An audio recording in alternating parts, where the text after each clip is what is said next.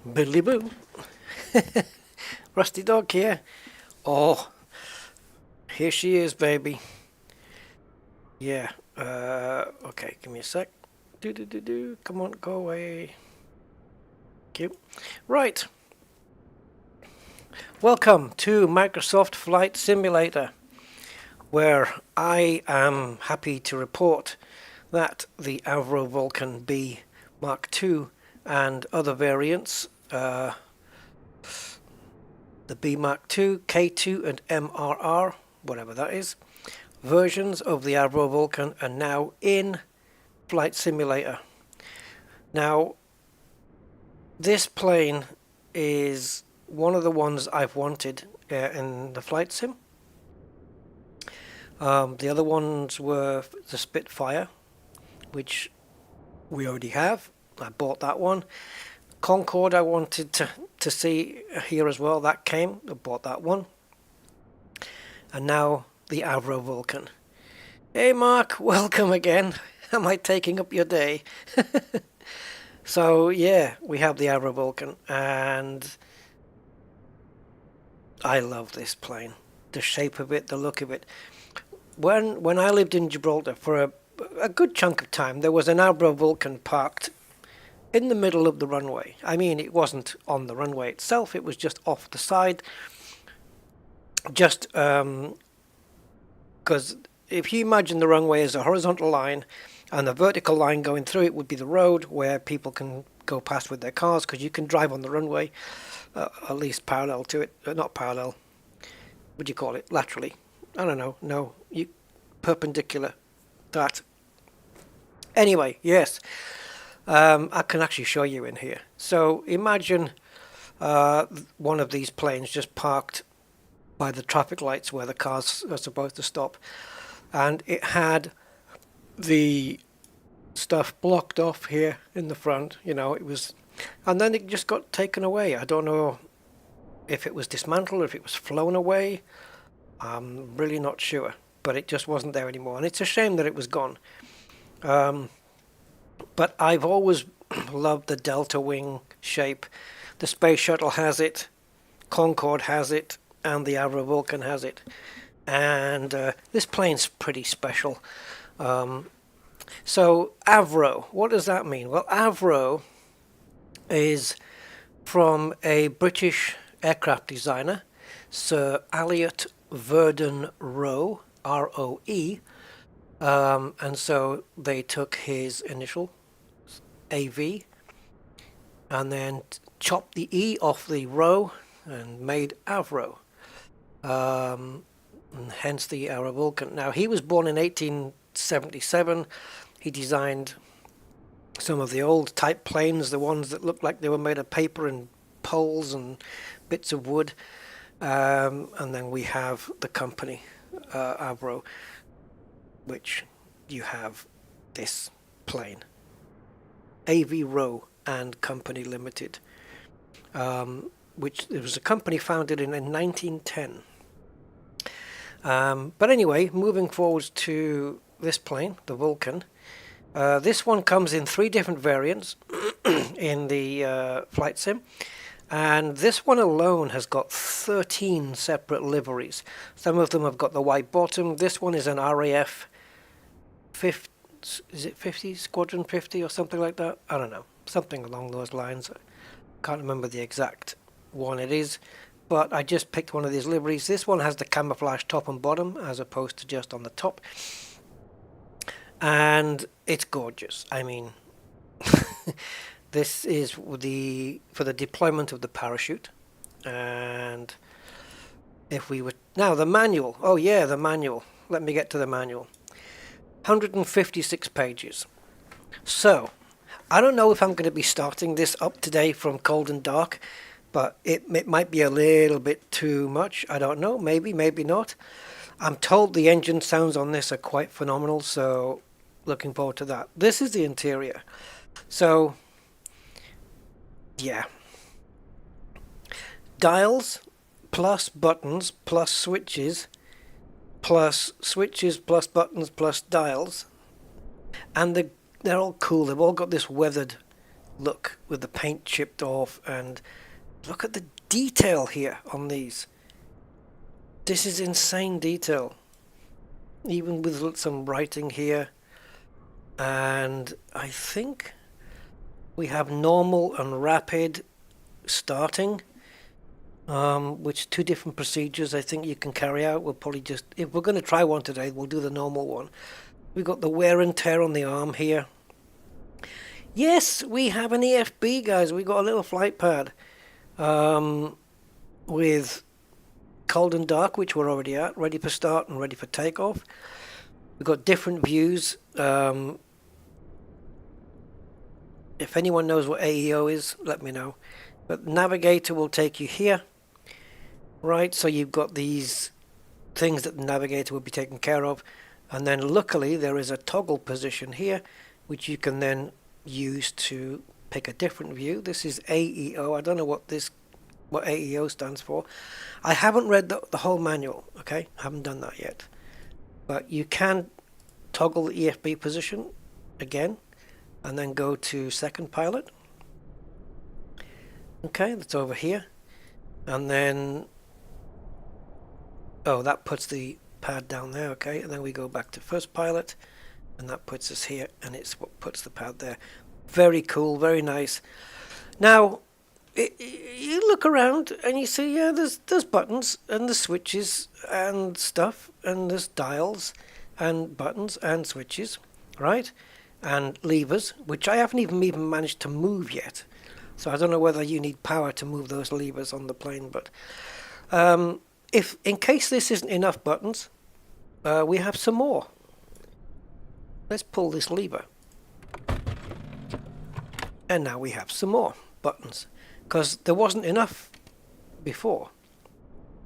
So, yeah. Dive, climb, autopilot, pitch. I mean, I don't know. Gain damage! Hello, matey. So, yeah, because there's already loads of buttons and switches, I'm going to pretend I didn't see that. And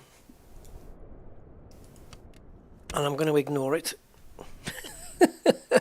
I don't know if I need it. I don't know what it's for. I don't know what that particular bit does. I can't move the controls. I can't move these, so I don't know. Maybe it's because it's powered down. I mean, this is just loaded, but it looks gorgeous. The ram air turbine, or the RAT, is that little fan that comes out when you lose engine power. I'm surprised it has such a prominent feature right there. Now, recommended, before we get going, guys, I have some recommended viewing for you on YouTube. If you have any remote interest in this plane. So I'm just going to get the link. This is something that I watched quite a while ago. So let me just bring it up in YouTube. It is related.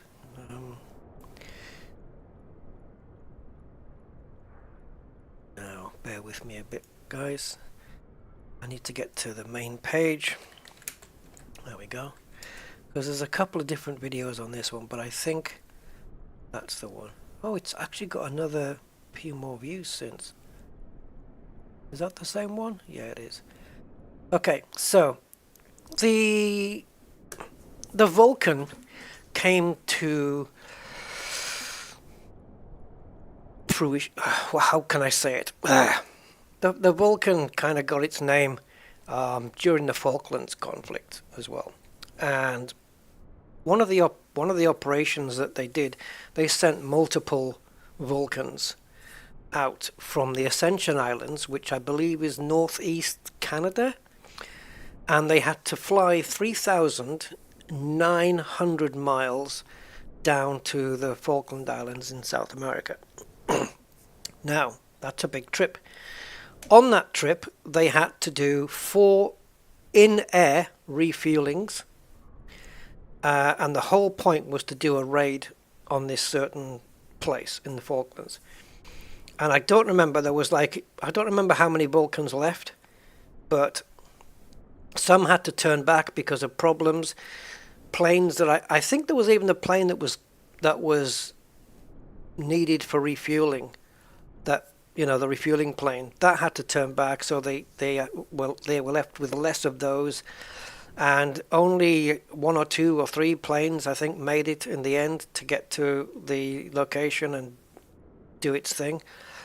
That was called Operation Black Buck.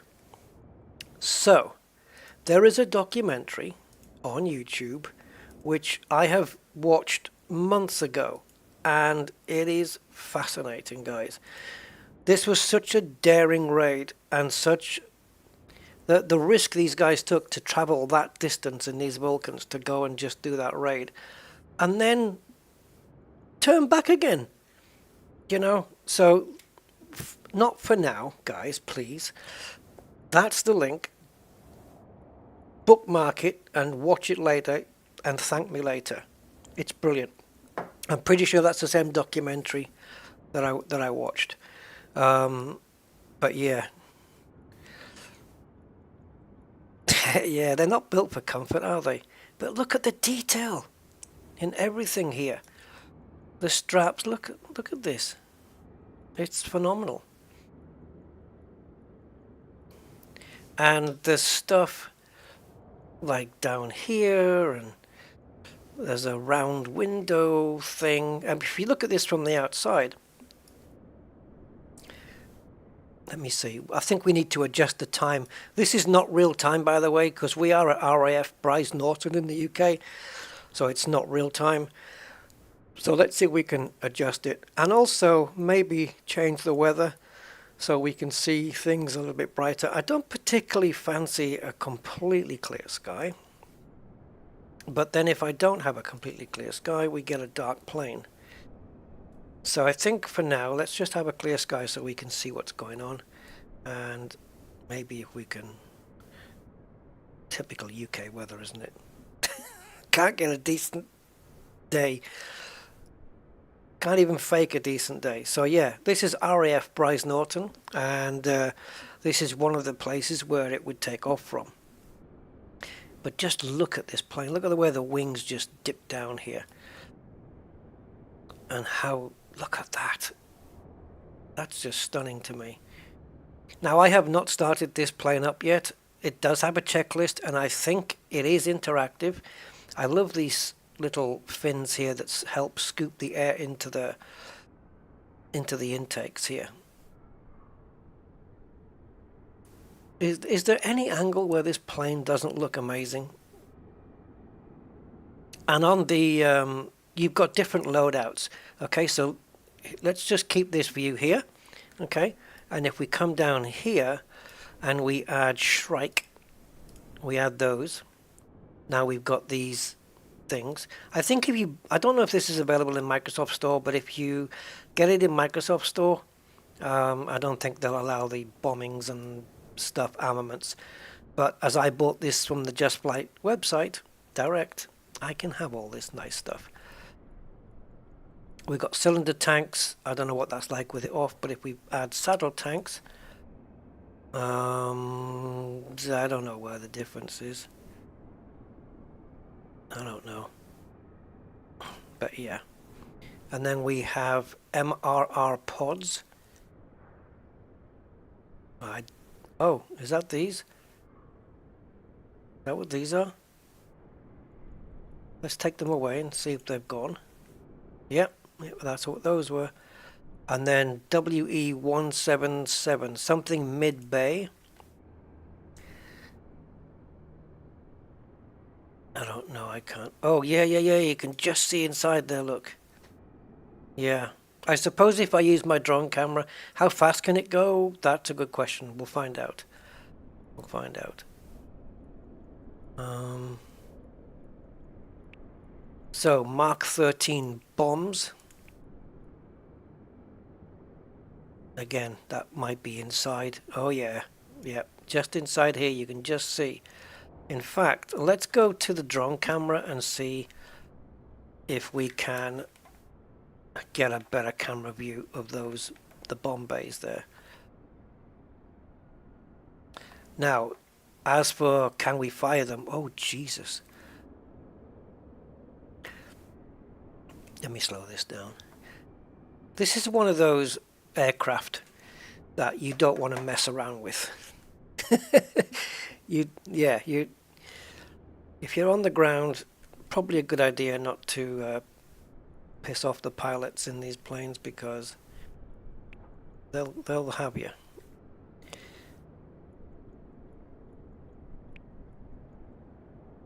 Oh geez, that's a big fella. Wow. The hell? What is this? Is that a missile? The hell is it?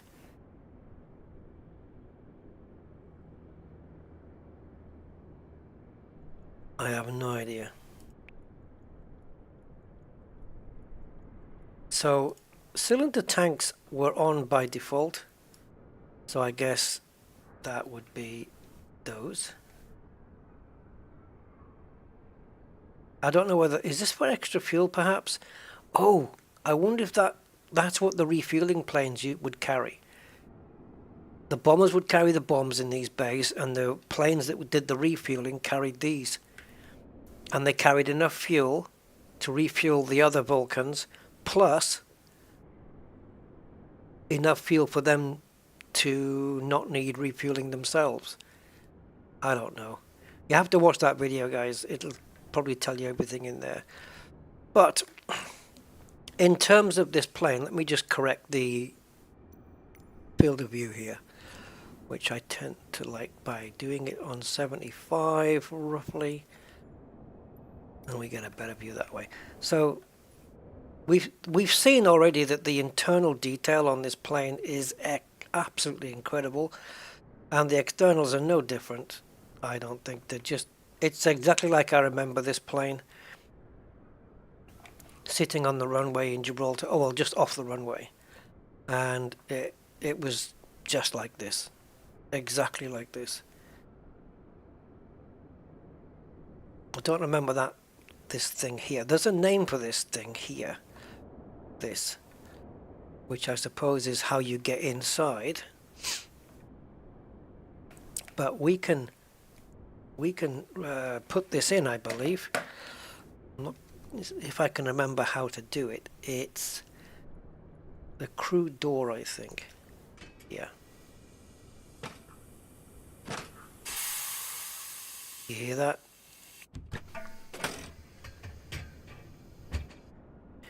And then, if we go along here, we can close the bomb doors.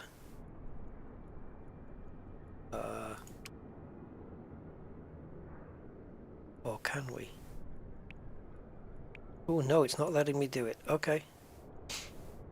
Maybe the plane needs to be powered up first. So we can get rid of the chocks and the covers. Close the crew hose. The bomb doors, I guess. I don't know. What if I remove that? No. So maybe we need power to the plane, hydraulics and whatnot before we can do that. Alright, so the chocks are now removed. The cones are still there. And I just need to see, now we can get into the engines here. And also at the back, those red covers should be removed. There we are. I can't wait to hear this thing. So, gain damage asks how fast can it go? Let's have a look. AVRO Vulcan. Well, it depends what you want it in. It does 1,038 kilometers per hour, which is 646 miles per hour.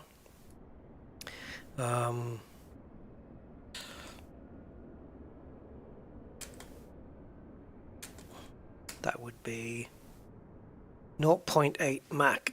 So basically, in terms of speed, you have this thing, and then quicker than this would be Concorde. And quicker than Concorde, by quite a chunk, would be the SR-71 Blackbird. Concorde, I think, does around 2.1 Mach, which is quick. That's fast. The Blackbird will do 3.3 Mach. That's insane. Just to give you an idea of how fast that is, 3.3 Mach is around, I think, 2,100 miles an hour, something like that, I think. And there was a story of it going over. This SR-71 is a spy plane, basically, right? And there was a story about it going over some. It was doing some reconnaissance over some, let's just say, non-allied country. And it was very good at not being spotted, this Blackbird. It was very stealthy, very, very good at not being spotted, right? It was super hard to detect on radar. But the plane was in service for a while, and so radar technology improved and improved a little, and then it got to the point where radar technology was to the point where they could detect this Blackbird, and it got detected, basically. So so I can't remember which country it was, but it got detected, and they fired a missile at the plane. So this missile's heading towards this Blackbird over enemy territory. I didn't want to say enemy because I don't know, but I guess, you know, whatever. They couldn't have been allies. But yeah, so this missile's heading towards it, and the pilot thinks, oh, we've got a missile incoming. Now, there's never been, as far as I know, an SR-71 Blackbird ever lost to an enemy.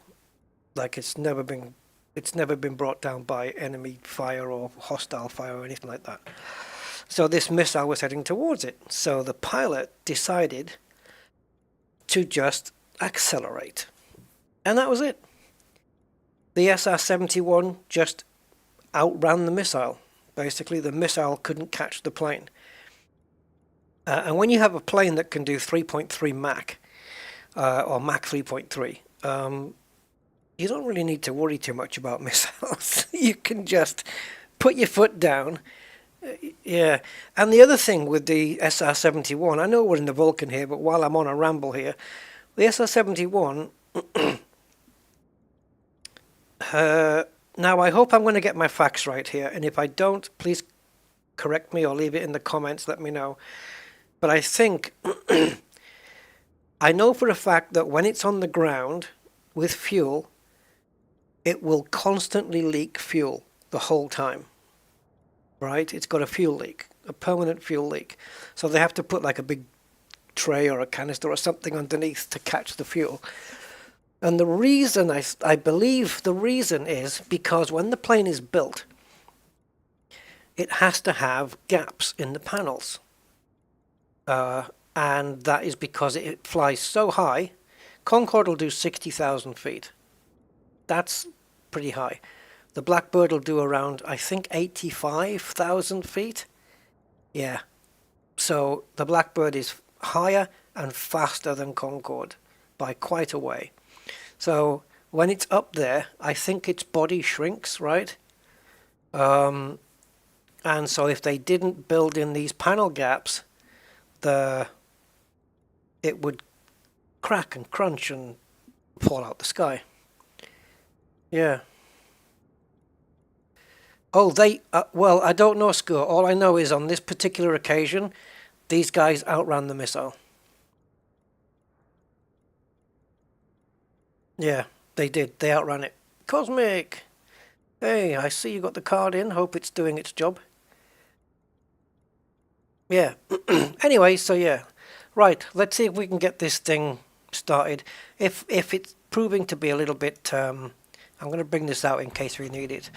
But if it's proving to be a little complex, for now, as it's my first go, I will just choose the ready for takeoff position and we'll give it a quick flight.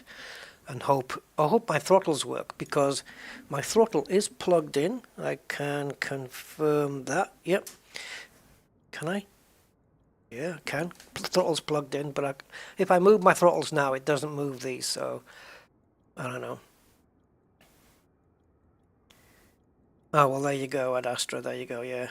The SR-71 is just crazy. It's just, it's a marvel. Could it actually, is 85,000 feet, is that classed as the stratosphere or is it just below it? I'm not sure. Yeah. Insane plane. For its day, what was it? You know, for the age of that plane, for its day, that thing was silly. And I think also, I'm not a big connoisseur of planes, I don't really know, but I believe the B-2 bomber, you know that one that looks just like a triangle, and it hasn't got a fin, a tail fin, it's just flat. Physics-wise, aeronautical physics-wise, that should not fly.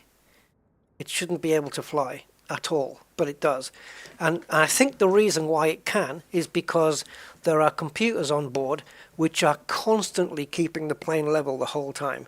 It's constantly adjusting the plane to keep it level, because planes have got a tail fin for a reason.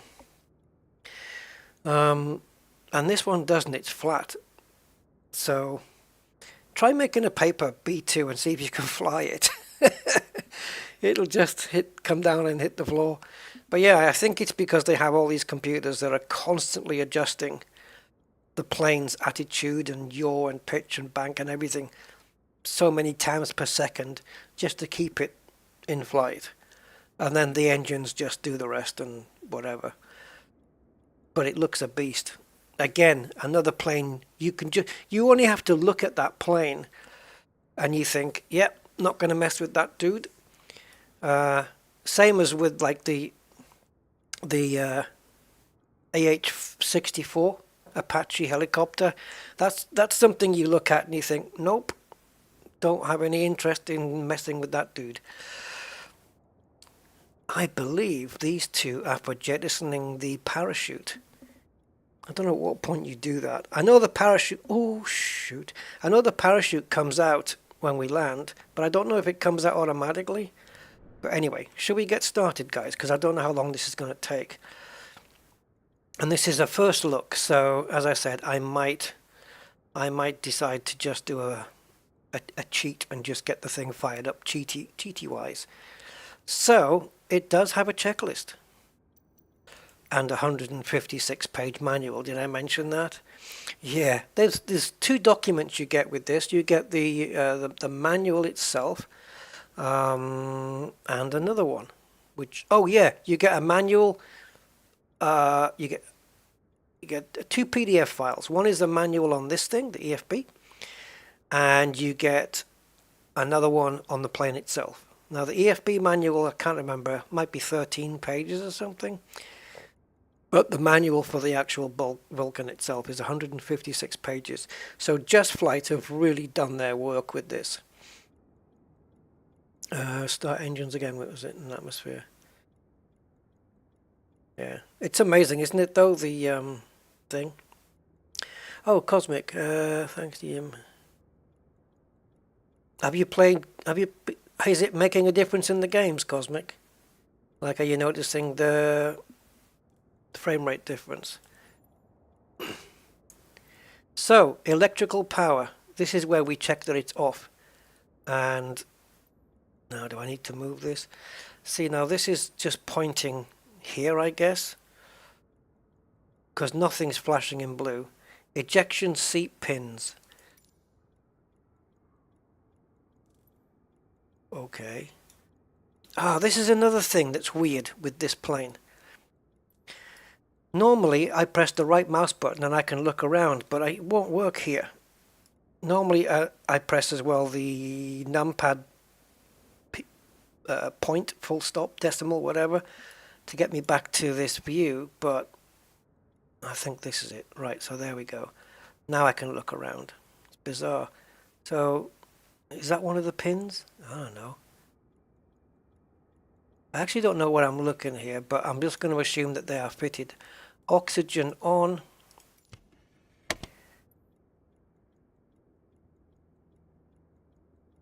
Is it here? That's abandon aircraft. I'm not even going to press that, because what if that actually works? See, this is what I'm not getting.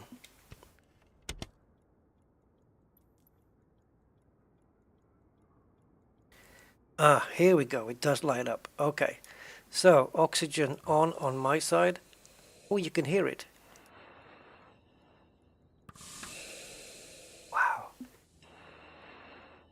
When the engines come on, guys, I'll keep my big mouth shut so you guys can hear the thing. Now, ground power. Oh, guys, here, look. This thing, Paluched.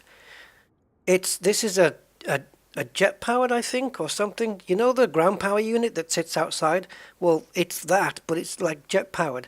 So you hear it firing up like a thing, like a plane. Weird. Right, so battery on. Let me just pop up there. And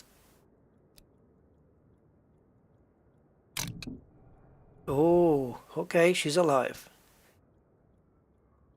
Okay, battery on and checked, yes.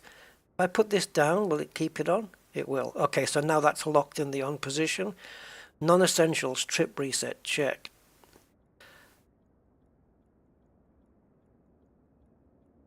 Okay, trip and reset, yep. I can't believe it's got a trip meter. See how many miles you're doing. External, 28 volts. You see, now I don't have control over the thing again, because my actual view is there. So where is this thing? Oh, this is annoying. We're looking for external 28 volts. So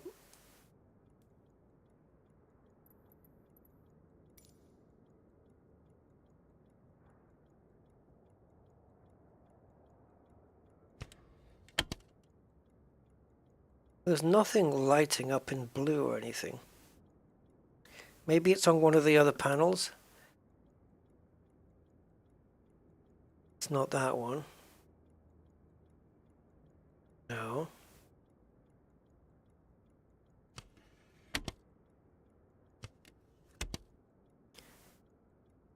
I'm hearing things click and I'm not sure why.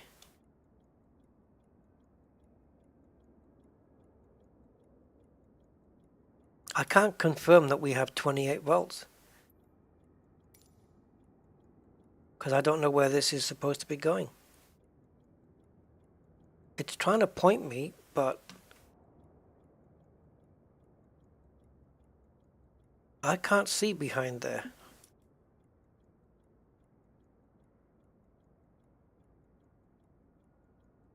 I mean, I can't see behind there. Let me see if this puts me back. Okay. So this is a problem for me.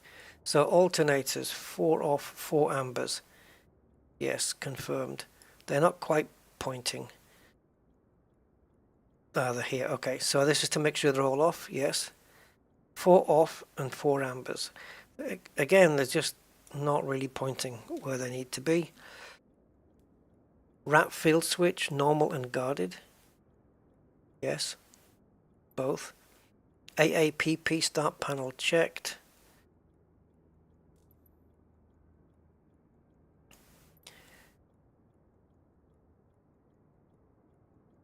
Oh, does this open the cockpit? Nah, can't be. No. So AAPP start panel checked. I'm not exactly sure what I'm checking for. Oxygen and relight. Okay. I'll have to watch a video of somebody doing this. Auxiliary ABS and face blower. Make sure it's off. Okay, well that's here. And now I can't move from this position. Oh, I can go there and then turn around that way. Yeah, you see, now it's not visible to me. Okay. Where is it? That one. So PFC auto stabilizers and feel all off, lights on. Well, all the lights are on. This one is, I don't know what that one is. That looks different. Main warning lights both on. Probably, knowing me. Okay. So these are the two, right? The warning lights. Oh no, the yellow one's there. Okay. Reminder MI, 3 whites. Yeah. I'm gonna say yes, because there's 68 things to do here. Bomb release, safety lock, lock guarded and green light. Yes, it's locked, it's guarded, and there is a green light. Bomb doors, emergency switch, normal and guarded. Is that one we just did? Yeah. No, this one. Locked, guarded. TFR supply. Now to me, who does vehicle detailing, TFR is traffic film remover. I'm guessing that's not that. And that is definitely in the off position. I wonder what, does it say here what it is? TFR? There's no dialogue coming up. Director horizons, altitude failure flags. Okay, that's this dude. And I'm guessing that the other one is on the other dude's side. There it is. Okay, so we got those. Air brake switch corresponds. Yeah.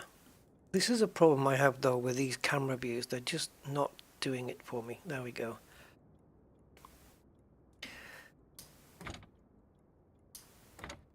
Now I don't know what I'm searching for here. Air brake switch corresponds. I can't move these.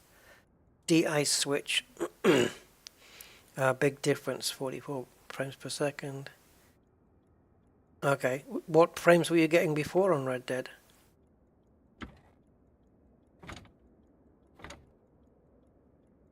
Well, he was born in 1877. I don't know if he designed the Vulcan. I mean, he died in 1958, I think. I don't know if he designed the Vulcan, but did he? I know AVRO, it's got his name on it, his company's name on it. But whether he was actually involved, I don't know. Maybe. Oh, we're looking. Oh yeah, we seem to have the co-pilot with us now. He likes to bob his head from side to side. Let me see if I can show you Mr. Co-pilot. Hi! You're blocking all my buttons. Right, AAPP. Oh, is this like the APU then? Bleed switch. See, dude's in the way. Dude's in the way. No good. And what are we looking for? Shut and indicating. Yeah, it's shut. And it's indicating shut. Okay, gotcha. ABS master switch. Now where are we looking now? Obviously one of the steps I've just done has triggered Mr. Co-pilot here, and I'm just wondering if it's the battery. You put the battery on. ABS, okay. ABS master switch closed. I can't get down there, whatever it is. You've got ABS. Is this what you mean? It's not. Why isn't it in blue then? We have to pretend it's a yes then. This is what I don't like. What happens when it gets to where I have to flick a button that is definitely there? And yeah, anyway, so 200 volt supply.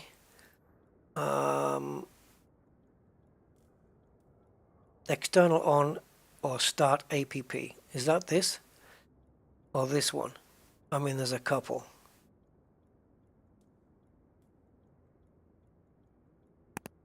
All right.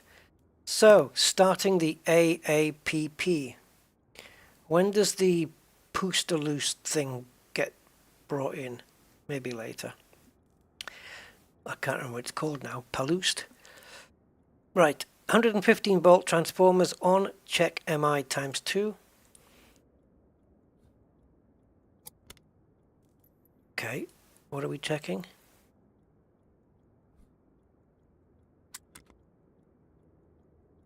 MI. These. We can close. We can regard them. Right. VHF and UHF checked. Not yet, but I'm hoping they will be.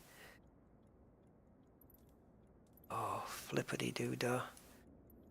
Ah, here. Nav 1 is set to off. I don't know. Turn the volume up. I don't know. I don't even know what I'm looking at here. Bomb door, normal control. Corresponds. No. Dude.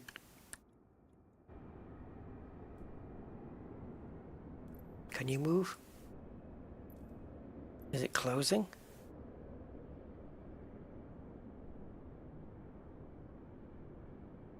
It looked like it was thinking about closing.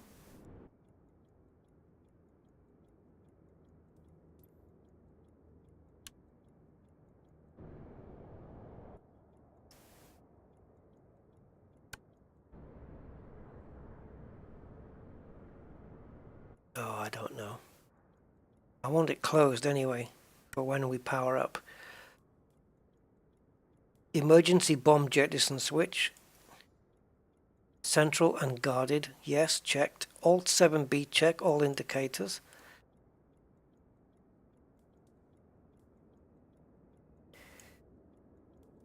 All indicators power off. Well, the power is off on that one. Okay. Compasses synchronized. So we got one here. And the other one. Does that mean that they just have to be on the same setting?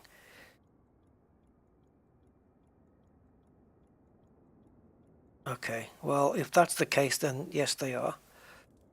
Altimeter reset. Okay, that's easy to do. I can do that manually here. There we go. Right, port, beam, compass.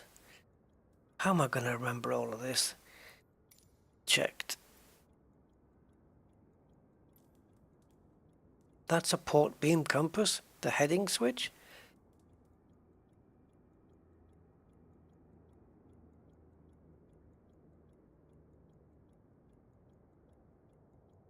Hey, George, how you doing, man? You know what I'm impressed with the most so far with this plane is the detail on the inside of this cockpit here, the wear and tear and the gauges and just I don't know, it's just the amount of detail on it is crazy. They've really gone into it really nicely. So where are we? Stand by artificial horizon. Make sure that it is erect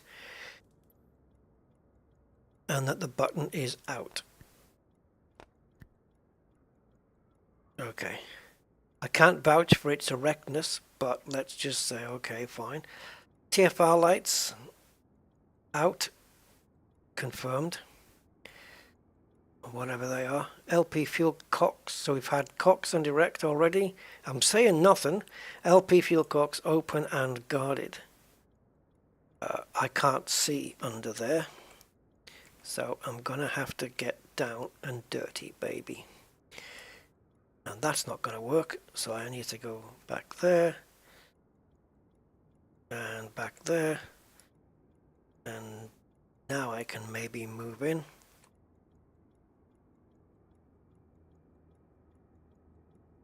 Right, so what do we want? Open and guarded. Well, open forward. Okay, so open forward, LPPL cocks, shut is aft. So to push them backwards is shut. So yes, that is definitely open and guarded. Yeah, I think we can say that they're open and guarded. Alternator fuel warning should be flashing. It is. I can see it right there. Alternator failure, sorry, alternator fuel. Canopy unlock MI is black. Yep. Well, it's flashing blue now, but entrance door. Yeah, entrance door MI white. I wouldn't say so, but if you want to call it white, not really. I mean, that's this fella. Pressure head MI. Oh, I suppose you could call it that, yeah. Accelerometer.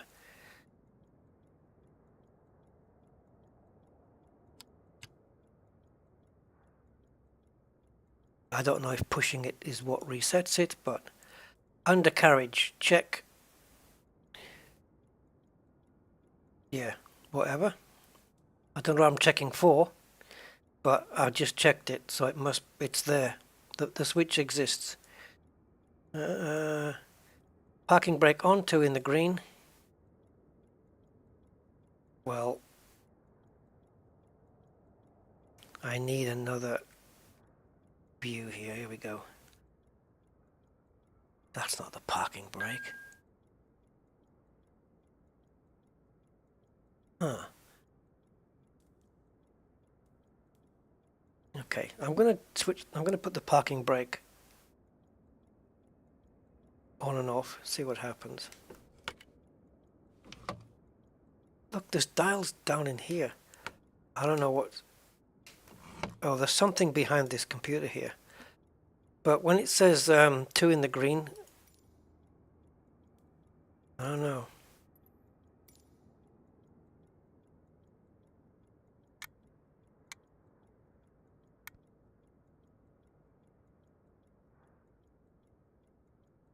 This is the landing gear, right? How on earth do you do this thing? Okay. Yes, okay. Anti-dazzle lighting. Always. Okay. Anti-dazzle lighting checked. Right, I've checked it. It's there. Takeoff and cruise selector. Well, definitely need it in takeoff position to start with, and then we can unguard it and put it in cruise as we're cruising. This is going to be fun because as I'm getting up in the sky, running through a checklist, I don't know how I'm going to do this. There must be things you have to press when you're taking off and climbing or cruising. God knows. JPT limiters. This is why you need a manual, which I have to go through. But 156 pages, man. Oh, the plane, by the way, was £27.99 in pounds and not euros. Yeah. So just in case, which I think is pretty good. Right, HP Cox. I think I know him. But there's nothing's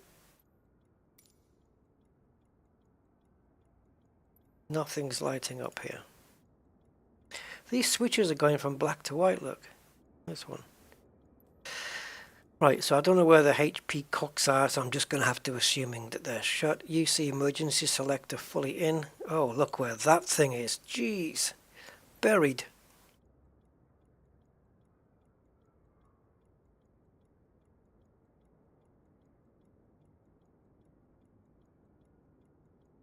How do we even get to it? There it is. I guess fully in. Emergency air UC. I don't know. UC emergency selector. MFS HRS switch. Set in MFS. Yep, Microsoft Flight Simulator, right. Won't be that. Fuel content, center of gravity checked. I actually haven't put fuel in or anything yet, I don't think. Oh, there's the fuel. Oh, it's full. Okay. May have to just take some out. I think I can do that with the iPad. But this... Oh, look at that! That's so cool! It's a center of gravity check. If it's in the red up the top, it's nose heavy. If it's in the red at the back, it's tail heavy. That's the fuel center of gravity. That is so cool. So if it gets too high up or too high down, what you can do, fuel transfer to balance the plane out. Oh, that's so neat. I like it. I like it. All right. So if I take some fuel out, I can come and press that again. All right, let's have a look. If we just run on, say, 50% fuel, so if we go up here and then come to here and then choose the fuel at 50% instead. And then in here we've got the configuration, and then this is the comms channels, audios, and the transponder here, the nav frequencies, it's all in there. Alright, so now if I go back here and press again, it's a bit more nose heavy now.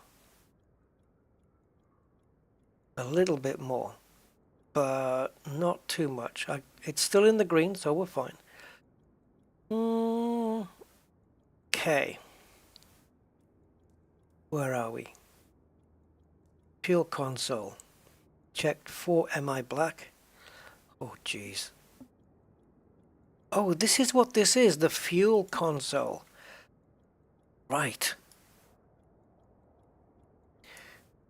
4 black, you said. I'll take your word for it. Yep. I don't know what 4 I'm looking for. Oh, this looks like for transferring the fuel then. Right?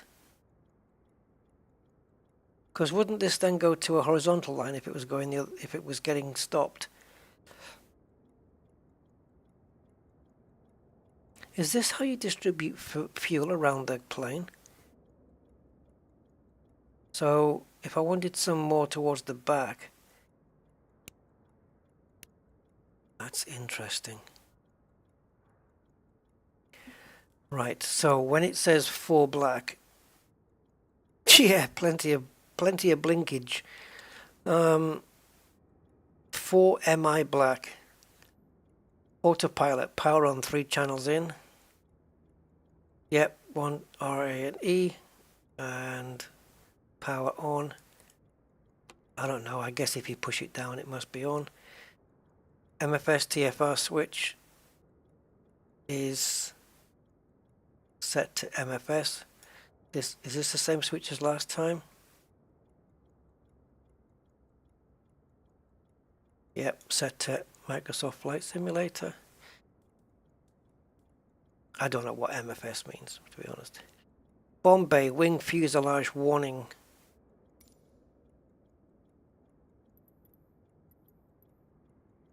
Okay, let's come out of Darth Vader mode here.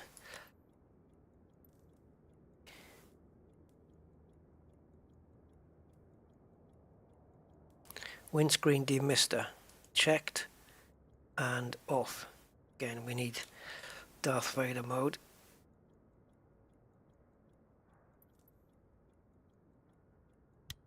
Okay, that's on, so now it's off. Throttle detent isolation switch, 301 something 301 engines.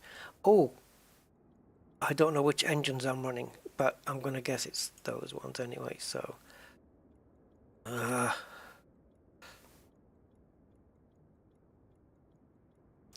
what we're looking for again?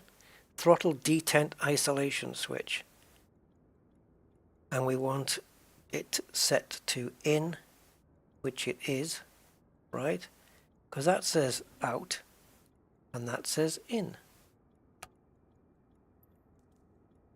pressure selector is supposed to be set to cruise. It's somewhere beneath the guy's arm. There's a thing there. Dude, this is crazy. Again, just can we just appreciate the detail here on this? And now I can't move the camera around again, so I've got to go back here to the captain's position. Oh, maybe iPad, if I go to second pilot's position, and then, yeah. Okay, I still don't know what the hell you're set to. Super cruise.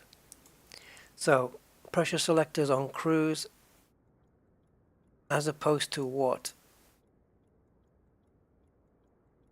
I can't move you anywhere.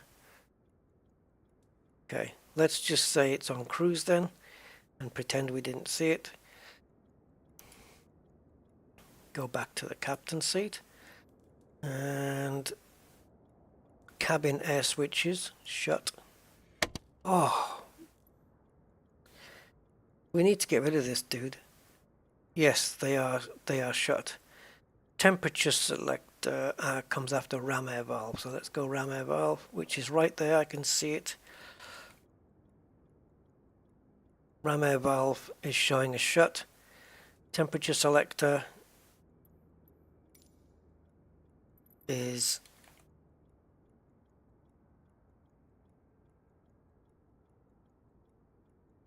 showing as cold here,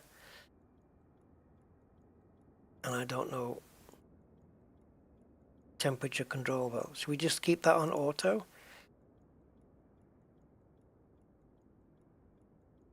I don't know how to put it back.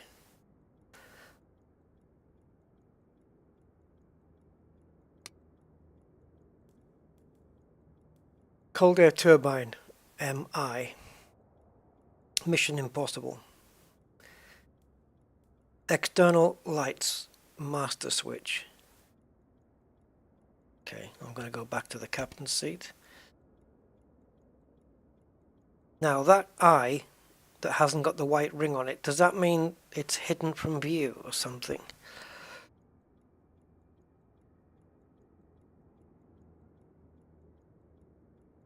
What are we looking for again? Some of these things, man. I think you've actually got to be in the other guy's seat. Let me switch over to the other dude and see if we can get down there to switch this up. Yay, we can. Because some things are done from the other guy as well. You know, so what do we got? External lights master switch on.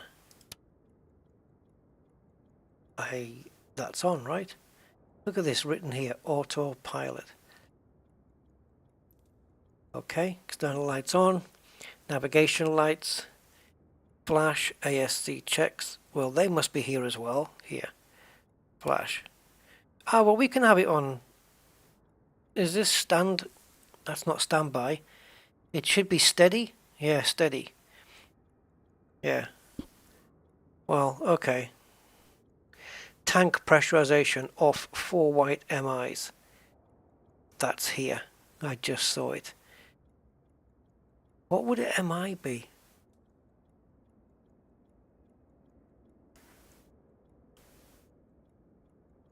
Mileage indicator. I doubt it.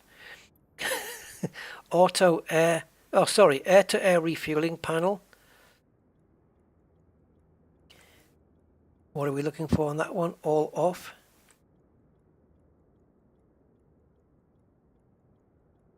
This is the air to air refueling. Wow. Can you imagine if in multiplayer somebody else had one of these Vulcans and we could refuel in mid-air? Right, engine airframe anti-icing set to off. Yes, if that's what that is.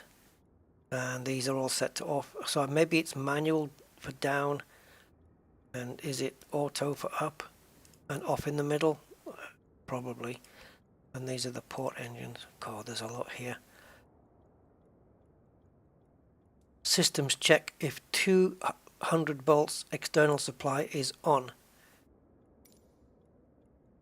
We had a problem with this last time. Oh, hold on, Maya. This thing's going to just snooze for that. Okay. Now then, systems check. I have no idea where to look here. Let's get me back to the captain's seat. I have to assume that this is just going to be working. Really.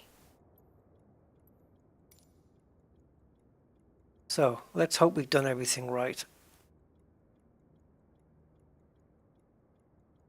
I don't see any voltage indicators here, but where did I see them before? There was two of them, wasn't there? No, that's engine oil. Engine oil pressure and revs. It's not complicated. These are the four engines. There's the fuel for each one. It's not really complicated. And you might recognize this, guys. Garmin. Yeah, it has this as well. I don't think we'll be using that today. Okay, engine starting. Vamonos, let's go. Do that. Let's turn this off. Okay, so rapid start, normal start, engine checks during engine start. So let's just do a normal start. The rapid start isn't that much quicker, so I'd like to do this one. So clearance to start obtained, yes. Air selector switch, normal. Where are you? Yes, it's set to normal or rapid. So we're doing a normal one, so it would be on normal. Right. If this thing starts to sound, the engines, I will keep quiet and accept. I might just speak in order to say, wow, amazing. So ignition switch. I don't think the throttle. What am I talking about? I don't think the Bombay doors are closed or anything. Anyway, ignition switch.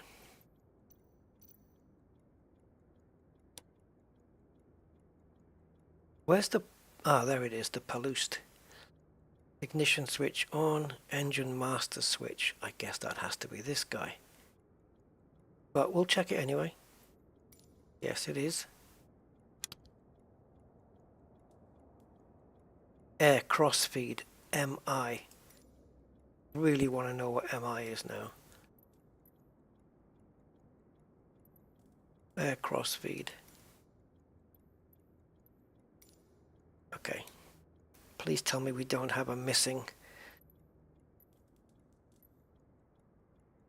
thing, a missing light. Engine master switch, air crossfeed. Oh, where's that then? Air crossfeed open. Is it around here? Ah, yeah, air crossfeed open. Yes. You could have at least shone a little light on it. Engine RPM 70%. I don't think so. I mean, how's that going to happen? Don't we need the Paloost? And you haven't even asked me to get ground power. But if we connect this up, let's connect it up and see what happens. So outside, we get this. And the sound you're hearing right now is this. It's not the plane.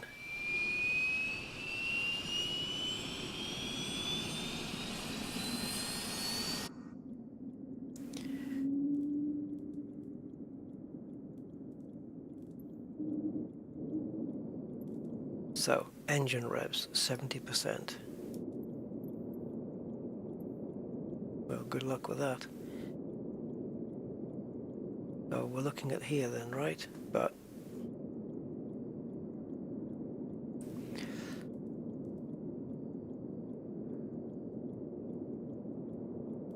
how is this going to happen?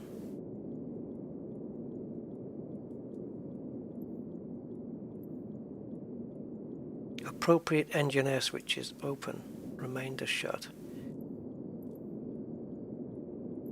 Okay. This is so complicated. It can't really be like this for other people.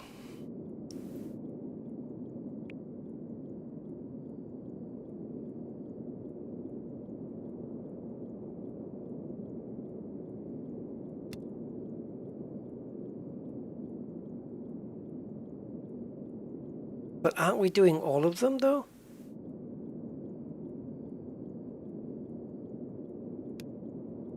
Wouldn't they all be open?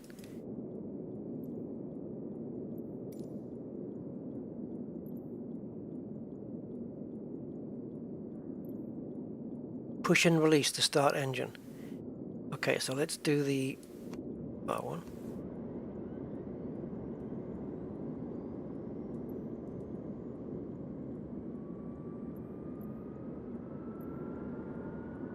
I'm hearing something. Okay, I need to get to first pilot, and I need to see our revs climbing. Oh, we have it. No, don't go down again.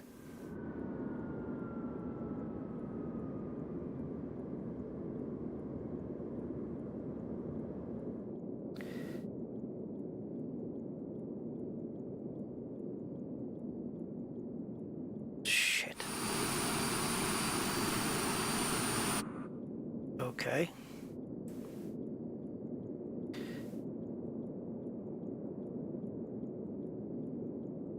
Maybe we only have to do the engine air. We open it for engine 4.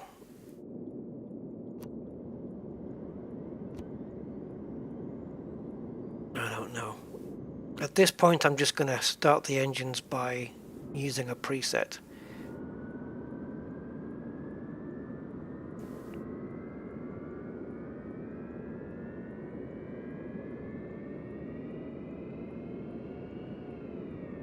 No, it's not firing.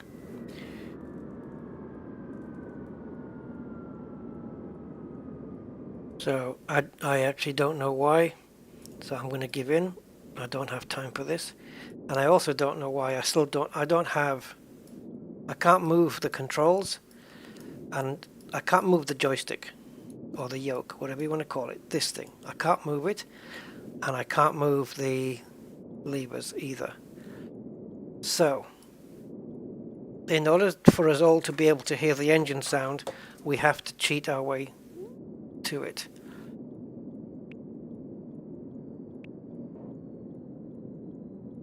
I don't think ground power is going to make a difference.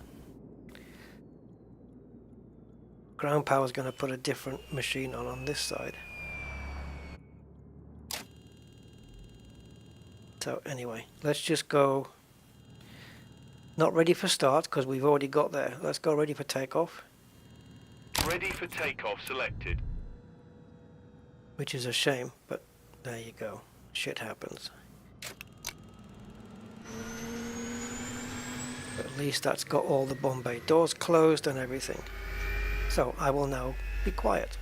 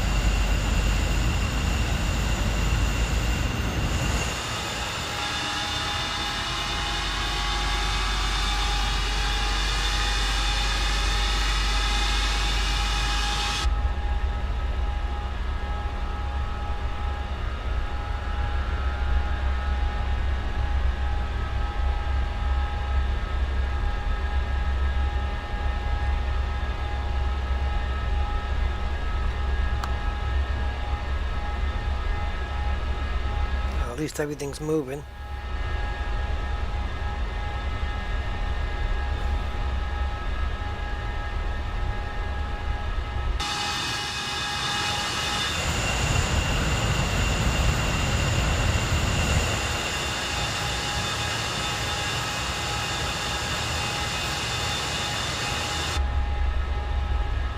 Right, let's get to the runway, guys, and let's just see what she's like.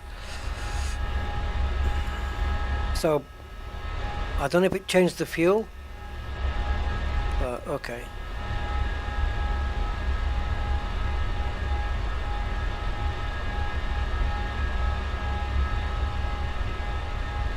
Now then, we need the map. I think I'm gonna fly out this way. Seems to be the easiest way, so we'll get the plane turned around and we'll taxi it along here. Get it to... well, we'll go into there, I think. Is there enough room on our left? I think so.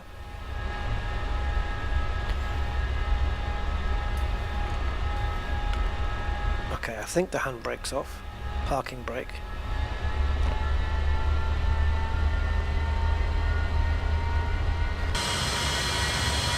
Well, we are moving.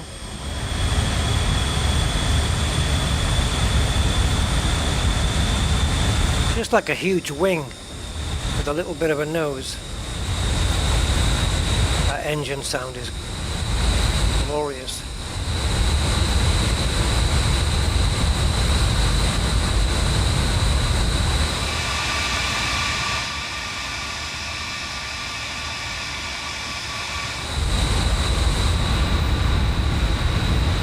The thing I'm missing here though is the heat haze from the engines, so I do hope they add that.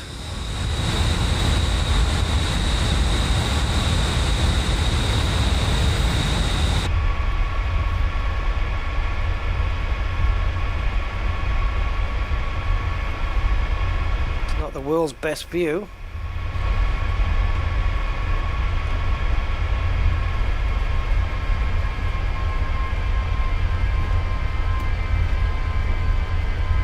So yeah, I will learn to fire this thing up. Now that I've done it myself and failed, I will watch somebody else do it and then just see what differences they've done to me. And then I'll just get it from that way. Because it's probably one of those things, one of those switches, you know, that I couldn't see, I couldn't get to, so I just presumed it was in the right position and it wasn't. I don't know. Or maybe I needed ground power and it didn't tell me that.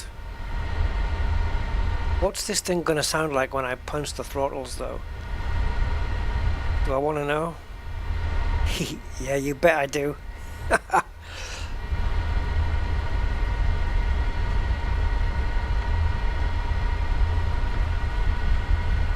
So what's cool is not only has a Vulcan been done for Flight Sim, but that they've done such an incredible job on the plane.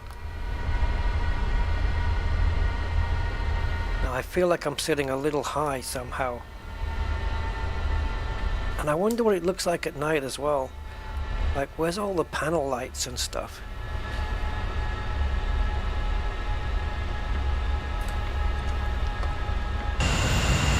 Alright guys, RAF Bryce Norton. I don't know if I'll be able to come back and land again. Maybe. But I kind of want to fly it, you know, a fair distance.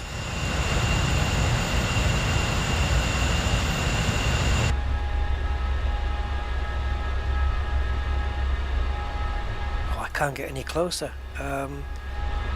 So we can go direct to possibly Gatwick. I don't have any traffic on, so hang on, let's go to E. Oh, you're not taking it?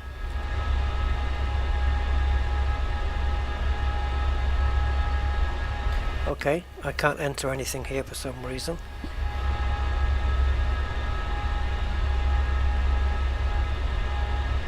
Select waypoint.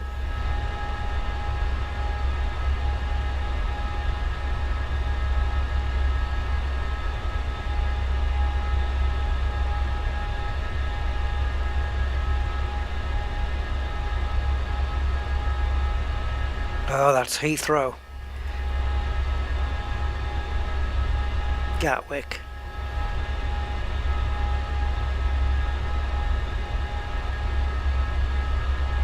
Okay, Gatwick Airport.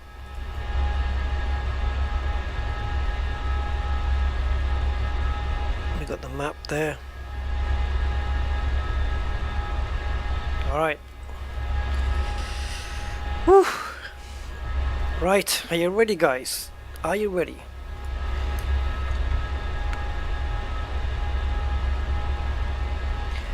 I'm going to hold it on the brakes until we've got a certain revs.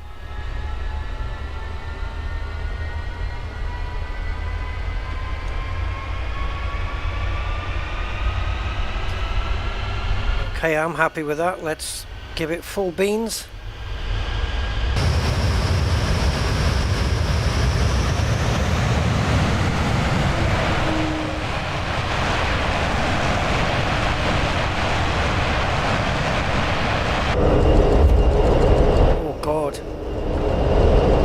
Oh my god, the nose is just lifting, like, on its own.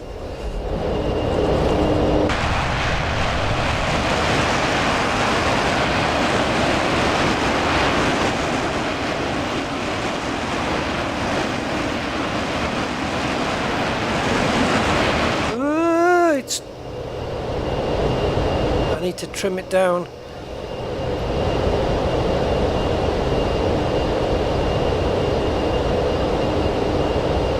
Just adjusting for trim here because it was a bit much. Right, so I'm going to keep it around 10 degrees of lift.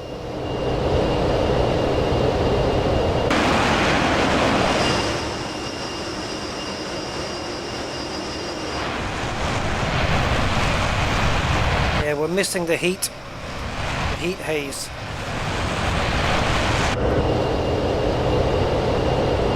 So 4,000 feet climbing. Just going to back off the throttles a little. That sounded like a lot, but I didn't really move it.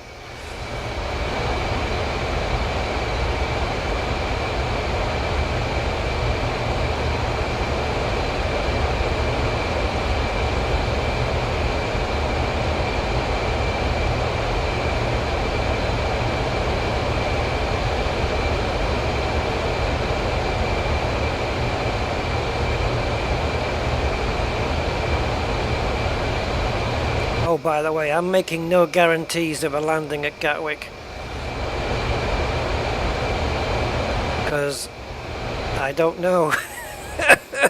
I'm sure there's plenty of after takeoff checks and stuff that you're supposed to do, but I'm just trying to fly it for now.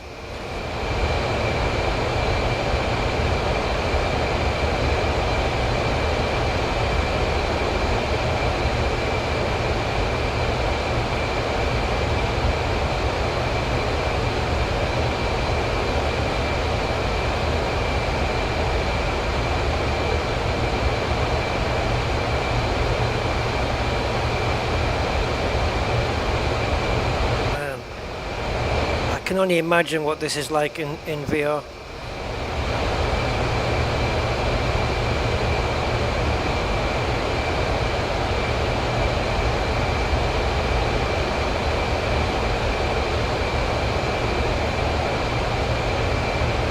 I'm just going to see if I can trim this thing out a little.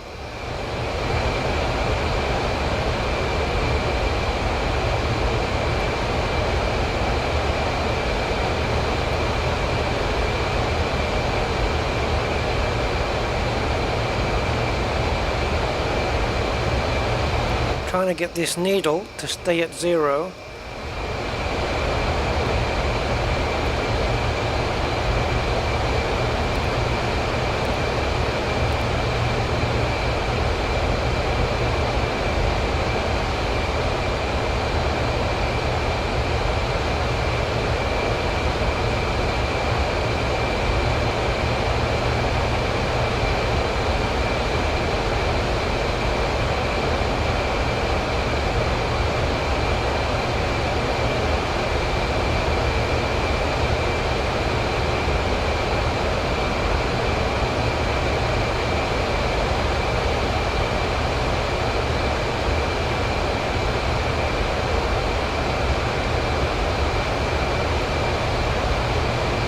Okay, so she pulls up and down nicely, so that's okay.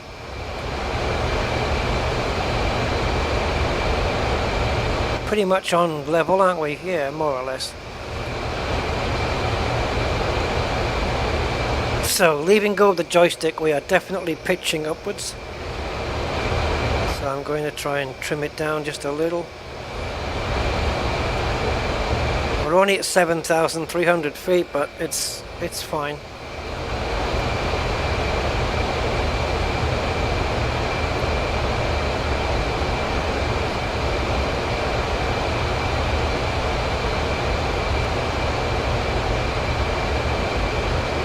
Okay, we're getting there. We're getting there. Okay, this is me with my hands up the joystick.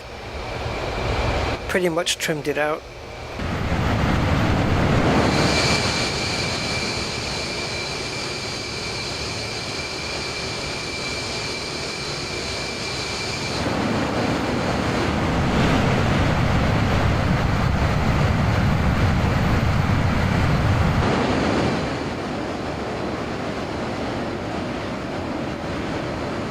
Woohoo! Delta wings for the... Yeah, Delta wings for the win.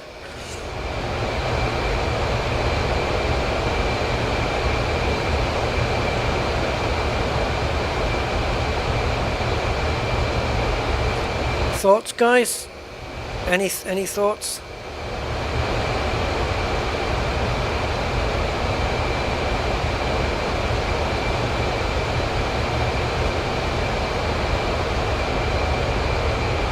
I've no idea whether the cockpit opens, or you know, I mean it doesn't, does it? Because the guys, they step out from underneath, right? Because they get out from, yeah, they go downstairs and out that ladder. So it probably doesn't even open.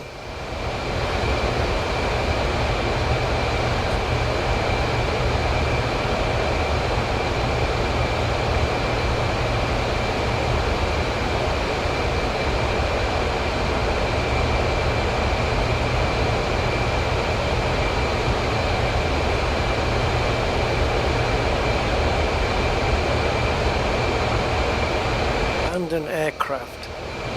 Emergency decompression.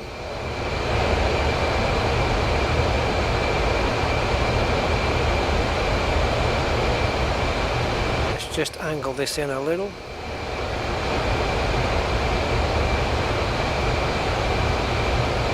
I mean, it says Mach 7 there, but it can't be. That must be something else. It must be... There's another indicator here.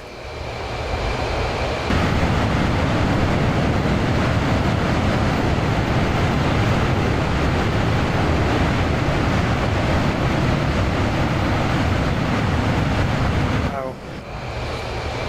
She's smooth. That I can tell you. It's definitely a smooth flying plane.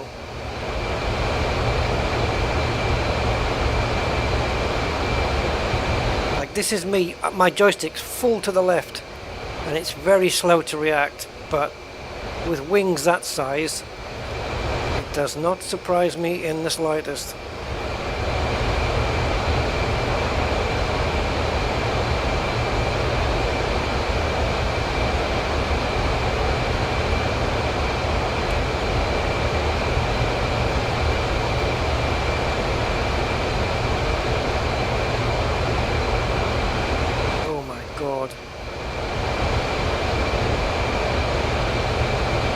Well, it's certainly bright in here.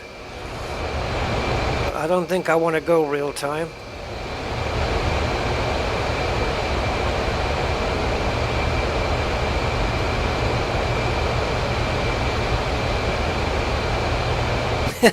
I'm not ready for a night flight yet.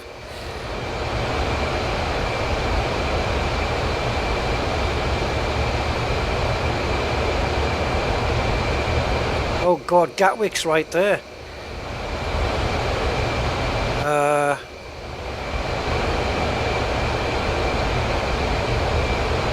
Well, I say that.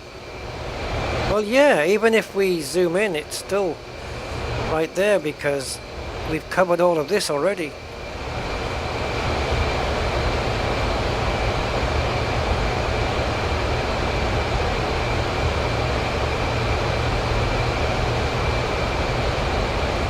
very, yeah, the plane, like when you move it, so if I go full left on the joystick now, okay, full left, and then full right, it's a little bit stuttery there for some reason, but that's what we get.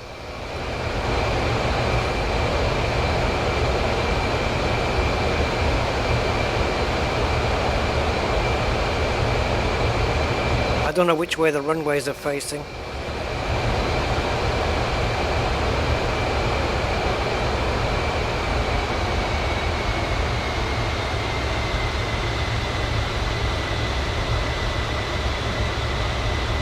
Now we've got standstill.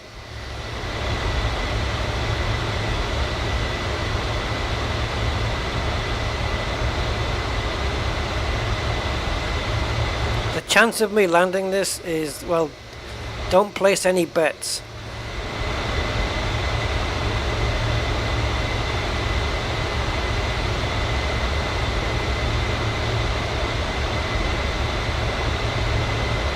Oh, is that how you see me coming in, is it? Right, I understand.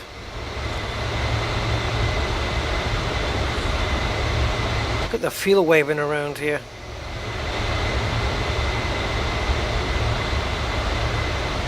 Yeah, the camera thing's a bit weird. Normally, when you look down there, I can press the decimal point button on the numpad to get myself back here again. It doesn't do that in this plane, which is not standard.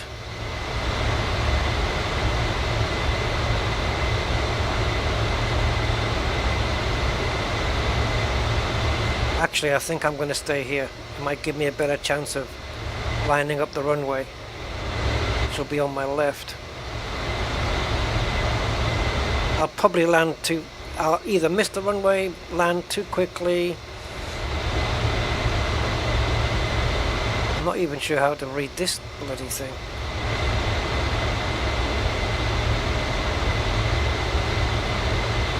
Five knots plus whatever else.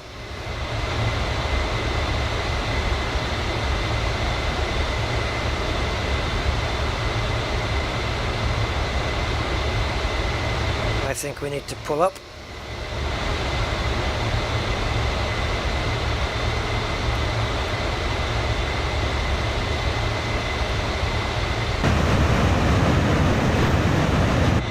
No flying aircraft.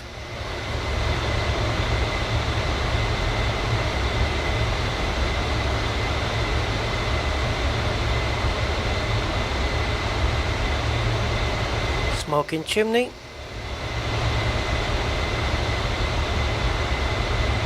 I hope I make this turn at the right... Oh, jeez.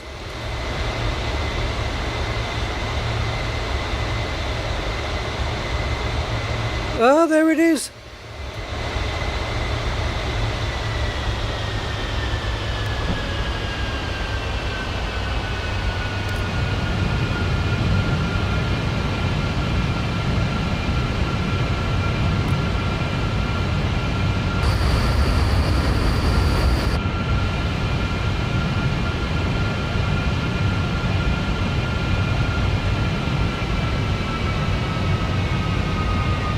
Drastic times call for drastic measures.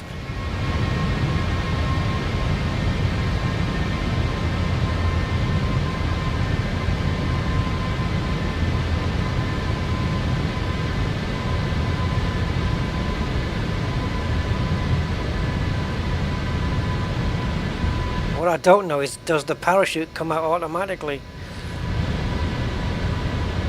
And then I've got to click up the two buttons to jettison the parachute from the plane? I mean, I guess. I don't know. Need a replay function.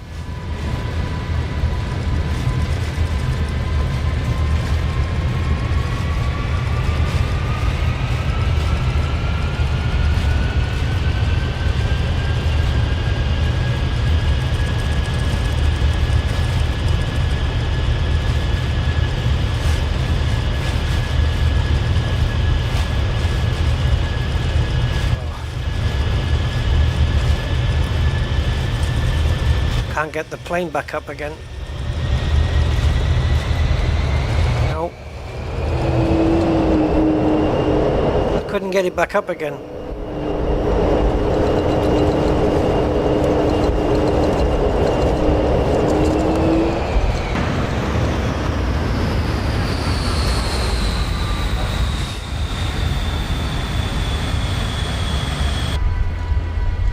What I am interested in while we're here,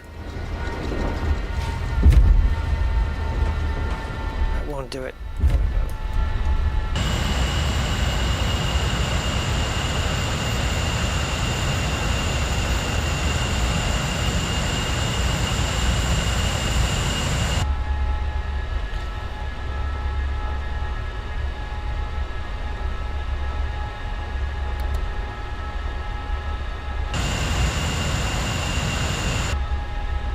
So it's not very clear about the parachute, whether this is to jettison, you know, to release the parachute from the plane, as in untie the strings, or the parachute doesn't come out on its own, right? And I know that because in here, in the settings, you have auto shoot jettison. Oh, okay, it's already set.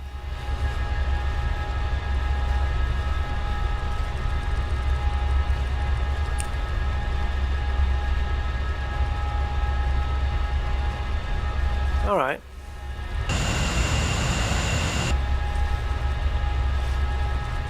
That's better without that guy there. Okay, so yeah, it lost altitude. I guess I was going too slow, and then it must have just fallen out the sky, and even adding full power was not enough to rescue the situation.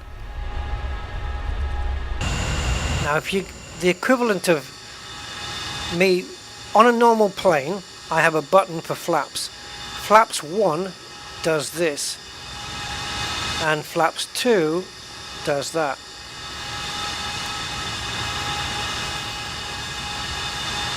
So I don't know whether that's necessary every time.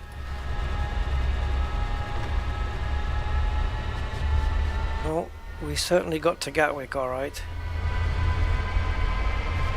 Wasn't quite in the style I'm used to.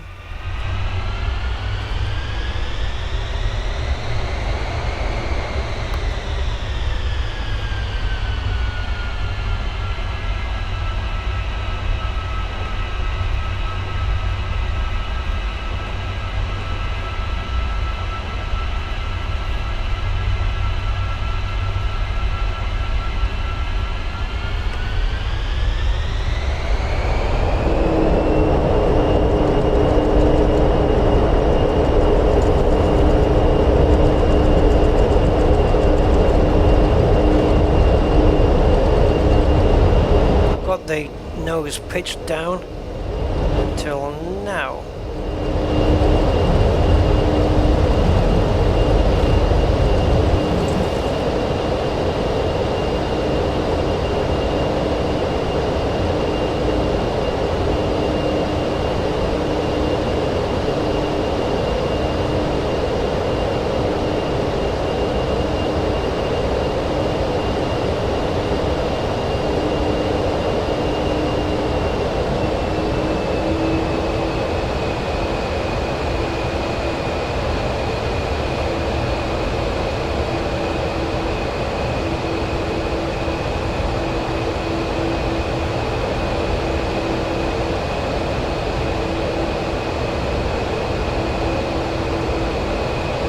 Difficult. First time.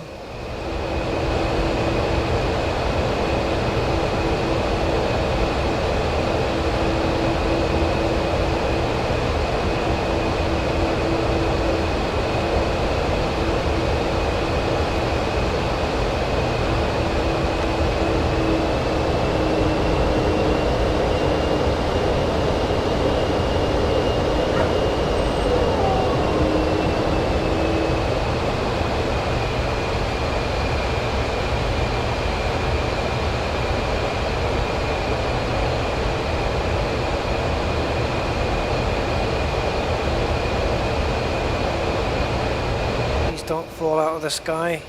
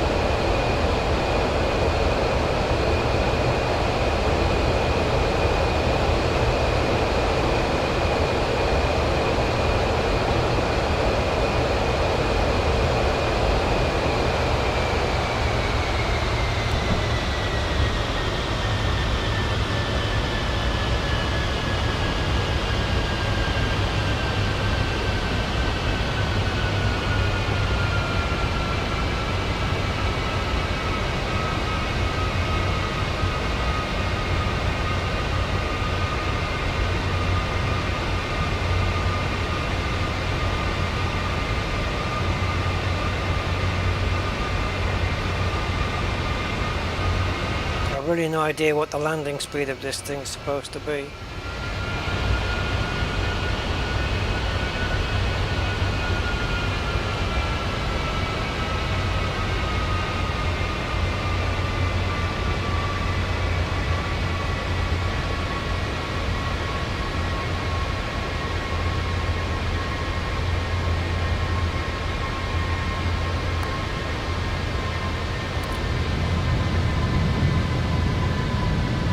Baby, twist and shout.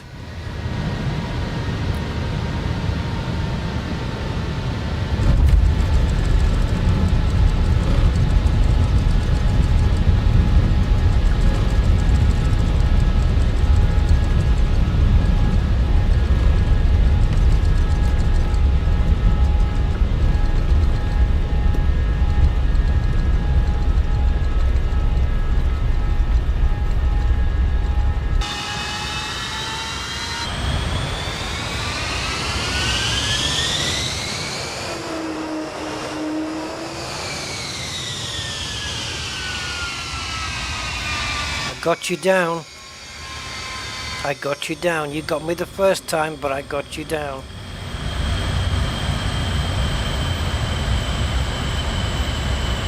And I have no idea if the parachute deployed or not. Looks like we've got a couple of issues here with this runway as well. Like we've got two Gatwicks. I don't know where we're supposed to be going.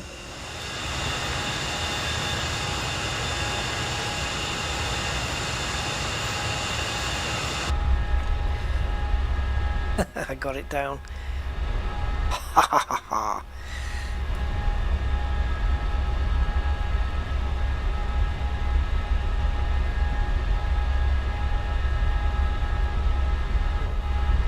Seems fitting.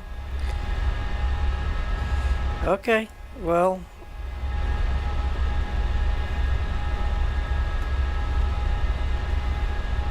I'm hoping I haven't put all you guys to sleep with that.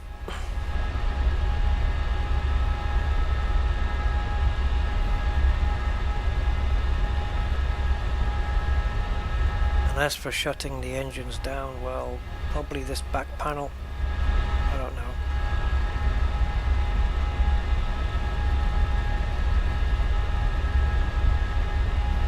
So yeah, initial issues with landing.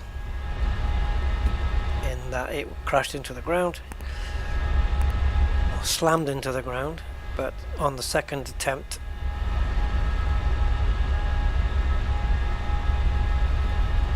it wasn't a proper flight, to be honest. I just wanted to hear what it was like to land this thing when the wheels banged down, and now I know.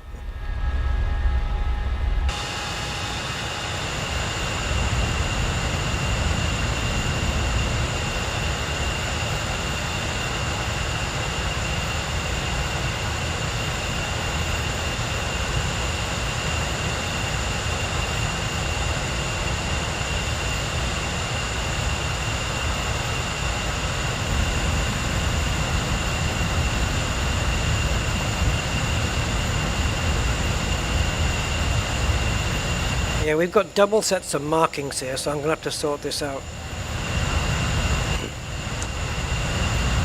don't know if it's a Sobo's Gatwick mixing with the one I have. From FlightSim.to, I think I got mine. Or what?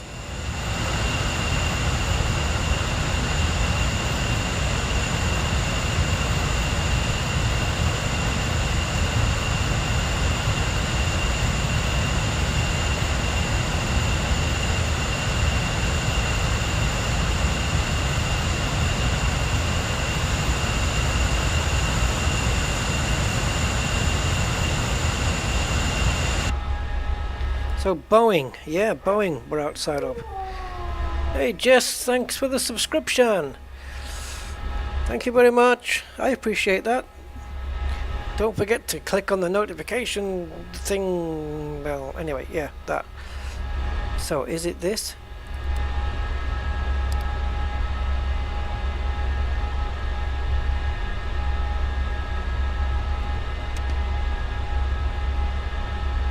Okay, that doesn't kill the engines. Fuel cut off. Now, how do you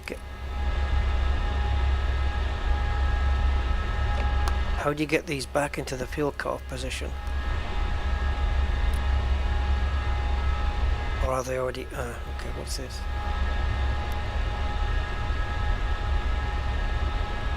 Oh, this one. That was for cruising. Yeah, maybe we should have had that thing on.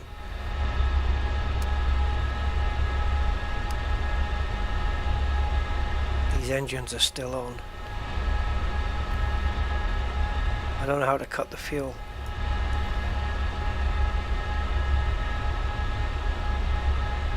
Do you have to switch it on this side as well? Interesting.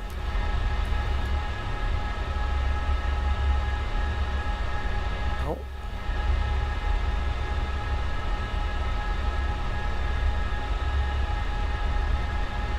Isn't there a fuel cut-off?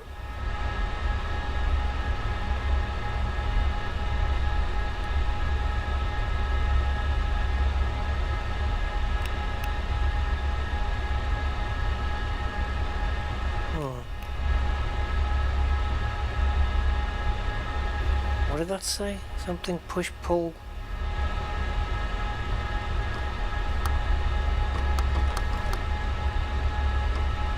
Don't they go further down into a cut-off position though? One way to find out, eh? If we put this cold and dark, the throttle should go into the cut-off. Cold and dark select. See? See? But how do you get them out of there?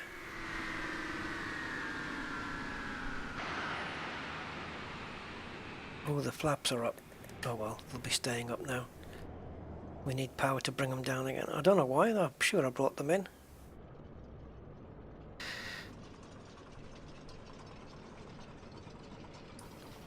Are we hearing the engine cool off sound? Or is that just somebody with a trolley? Well, I don't have any traffic here at Gatwick. It's empty. Okay. There you go.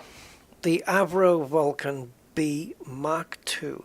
And before we shoot off, I'll show you all the variations. The plane sounds fantastic. And the details inside it and outside are top level. Absolutely top level. Learning how to fly and take off and do all the startup procedure. And also I'd like to learn how to use the autopilot as well. See how sophisticated that thing is. See if it can follow a GPS path. I don't know. Maybe with the Garmin there it can. So, before we switch into that, let's go, is it here? Yep, live, it's already done. Okay, cool. Right, so these are the Vulcans then. So we have 3 of them. This is the one I picked. I didn't have the 301 engines after all. So I think that's the engines, right? Olympus. So these 2 are the same. This one is VTTS. Don't know. vertical takeoff? No, it can't be. So in this one alone, we have these liveries. As you can see, some of them have got the white underneath. RAF, that one. And then this is a display flight. RAF Waddington, 1992. Then we have, look at this one, all in white. RAF Scampton, it was for 83 Squadron, 50 Squadron. This is the one we were flying just now. And then we got this one where you have the white, half white underneath as well. And then you have this one, 27 Squadron. And that's got the black nosy thing as well. This one is based out of RAF Waddington. I flew it from Bryce Norton. I don't think they're going to mind. Scampton, I believe, is the place where the Red Arrows are coming out of. They've got all their base there, I think.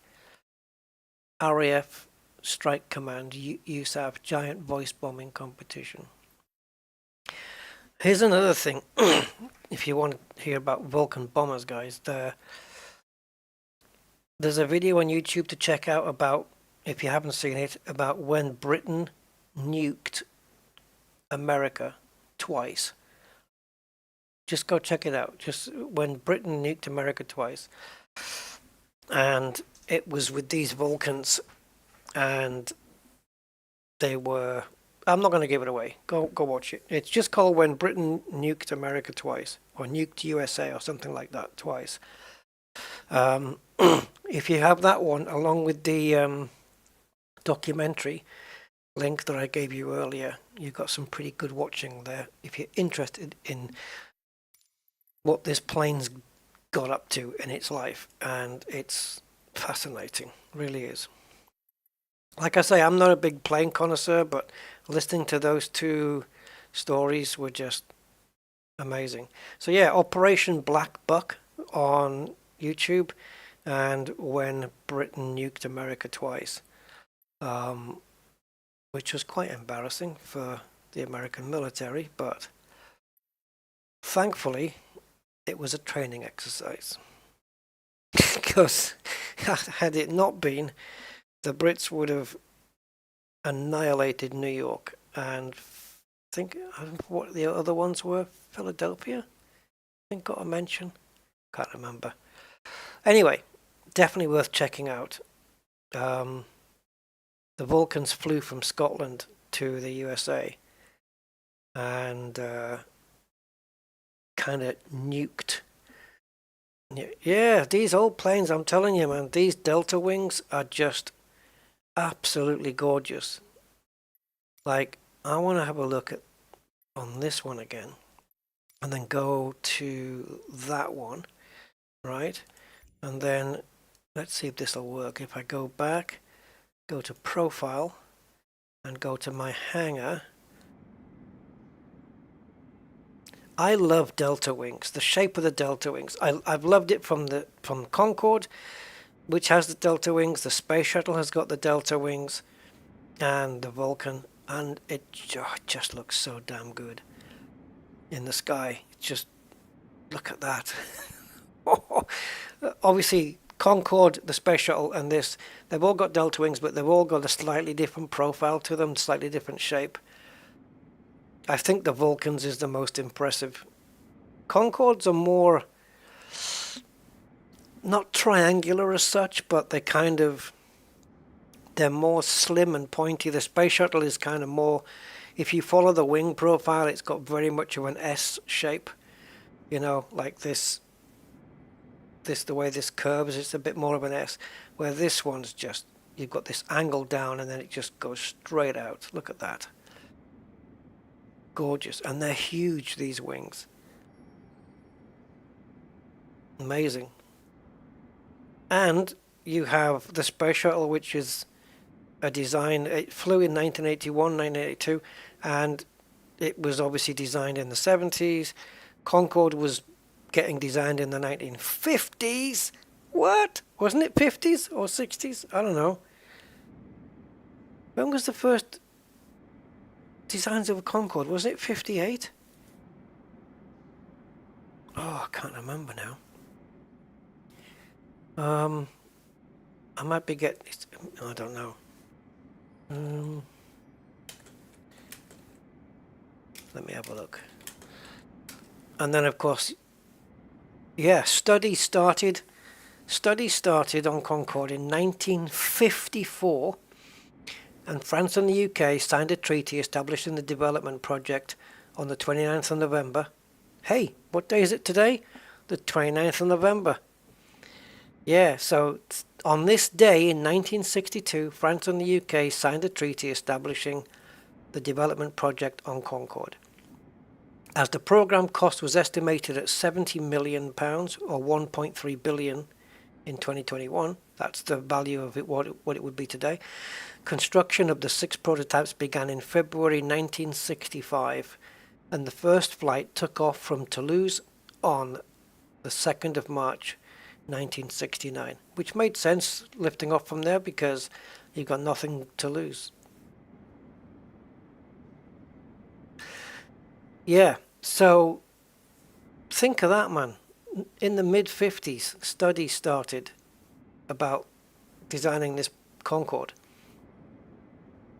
This plane that could go beyond Mach 1, double it, and do Heathrow to JFK in 3 hours, and that's from the 50s. And then you've got the Vulcan, which, and the other big name tied to AVRO, of course, is the Lancaster, right? The AVRO Lancaster. So the Vulcan B1 was first delivered to the RAF in 1956. Deliveries of the improved Vulcan B2, this one, started in 1960. So this is a 63-year-old aircraft. Yeah. And by Christ, it looks damn good. You're surprised it worked considering our relationship with the French historically.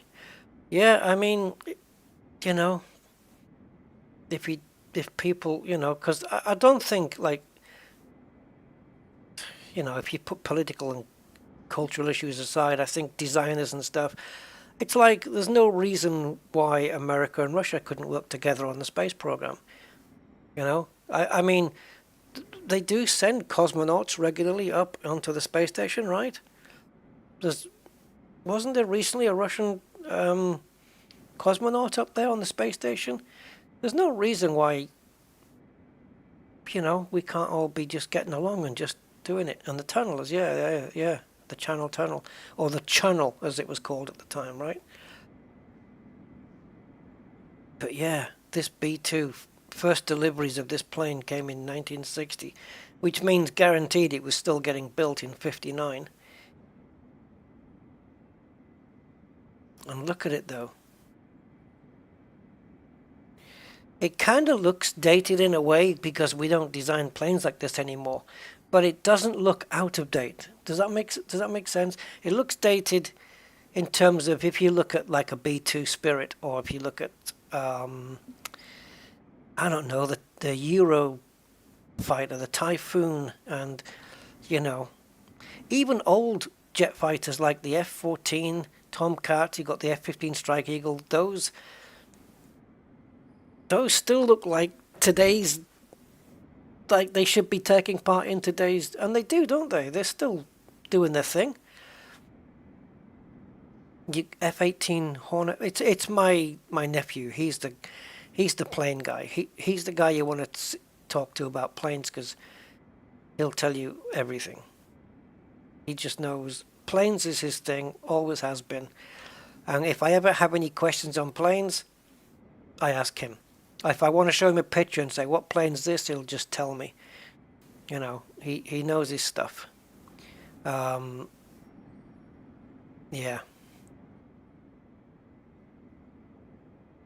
So I'm not the plane guy, but there's some of them I see, and some of them, you know, I really like. But honestly, this thing though, with the details on it, It's absolutely unreal what they've done here. Oh, I didn't see that before.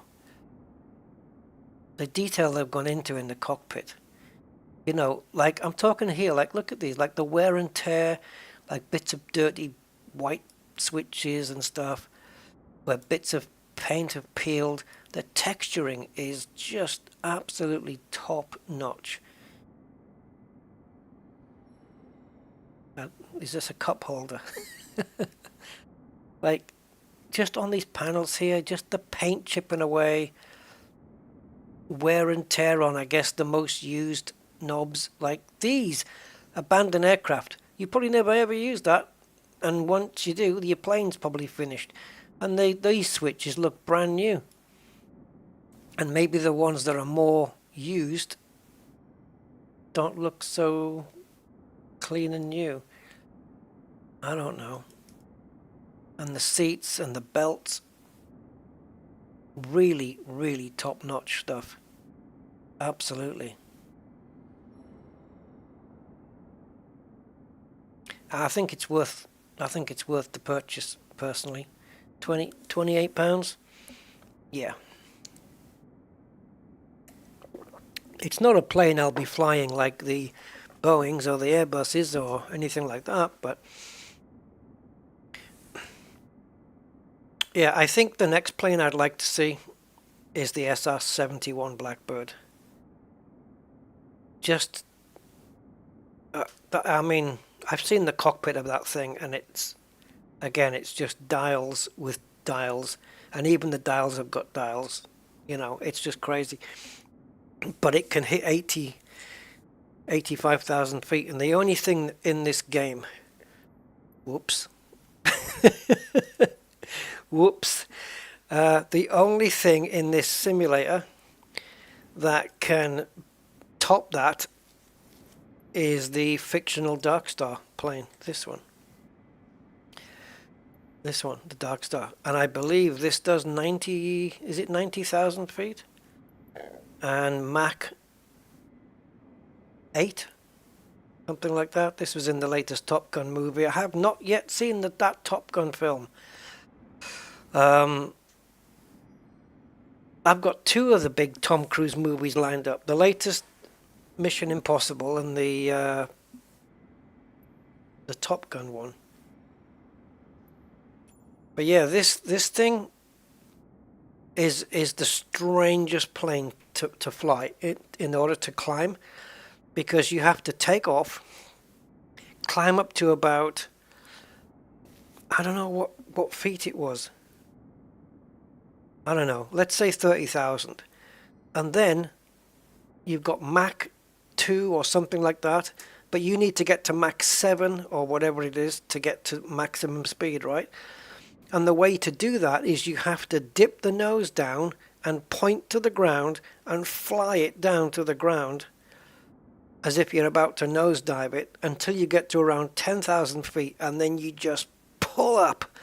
And as you're pulling up, you hit one of these scram jet things, I don't know, and then it just fires the engines and it propels you up into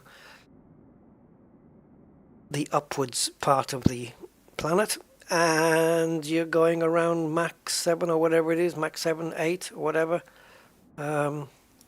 Yeah, here, Mach 8, which is crazy. I mean, Concorde is around here, right? The SR-71 Blackbird is around here, 3.3.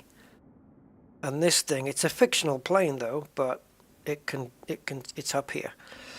So I can't remember, what was it from JFK back to Heathrow with this? 30 minutes, something like that, 30, 40 minutes or something.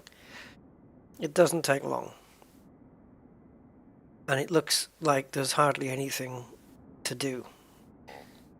But in order to remember how to fly it, I'm going to have to rewatch my own video of how I did it, using gravity as a slingshot. Something along those lines, yeah. You had to point the plane down. It's scary, because you're going really quickly. And then when you get to around 10,000, that's like enough time to pull up. You start pulling up hard, and then it'll just go, it just woof back up again, and it'll start speeding up. Quite why you can't do it by just taking off and pointing upwards in the first place, and then enabling these scramjet things, whatever. I don't know why that doesn't work, but that's not how you do it. And there's no front window. There's side windows, but nothing out the front. And the only other plane I know of that hasn't got a front window or a side window, in fact, you can't see out. This was a real plane. Is it the Spirit of St. Louis? Yeah, this one. It's got this little side hole. It's little hole on the side here. But there's no window. So what do they do to see out? Inside, they have a periscope. Of course, it makes perfect sense, doesn't it? Have a periscope. It's the only way to see out. Like, you've got these two little holes drilled, but you can't see forward. It's kind of like the Dark Star. And quite how anybody was brave enough to sit in something like this. And why wouldn't you design a window into it? Is this the periscope? You have to literally look through the periscope. It's just, I don't know. Brave people.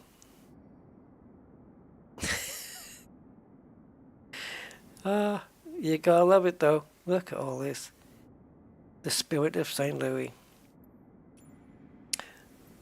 Yeah, we should recreate that trip. But how long would that take though? Oh my god. Going across the Atlantic. Wasn't it Paris? Did it go from Paris or to Paris? To Paris, right? Because this is Spirit of St. Louis, so that's not French. Oh, it might be. Louis the 15th? Louis? No, it's got a window up there. New York to Paris. That will take forever in this plane. And no view out the window. Autopilot? I don't think so. Maybe have to put some string on the on the stick. Put some string on the stick just to keep it level. Oh my god.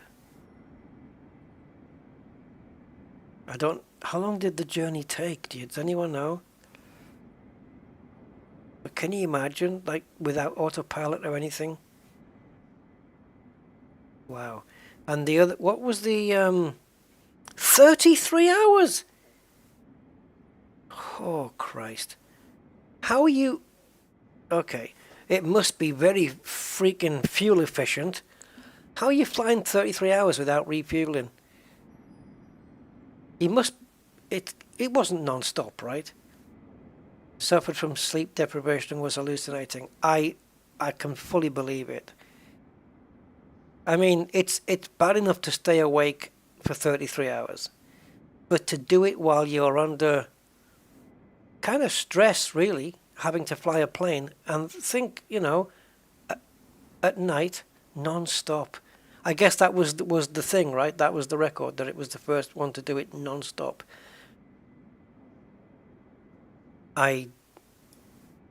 Just thought of taking a plane like this that is so, I don't know, simplistic. And like this is just a hole, right? Is there any glass here? Like, flying over the Atlantic at night.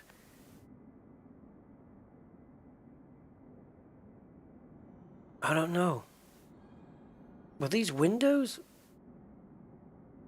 And like, how do you, is there any method at all where you don't have to leave go of that stick and you can just keep the plane? I suppose it has like a pitch trim, right? So you could trim the plane out. And as long as the plane is level,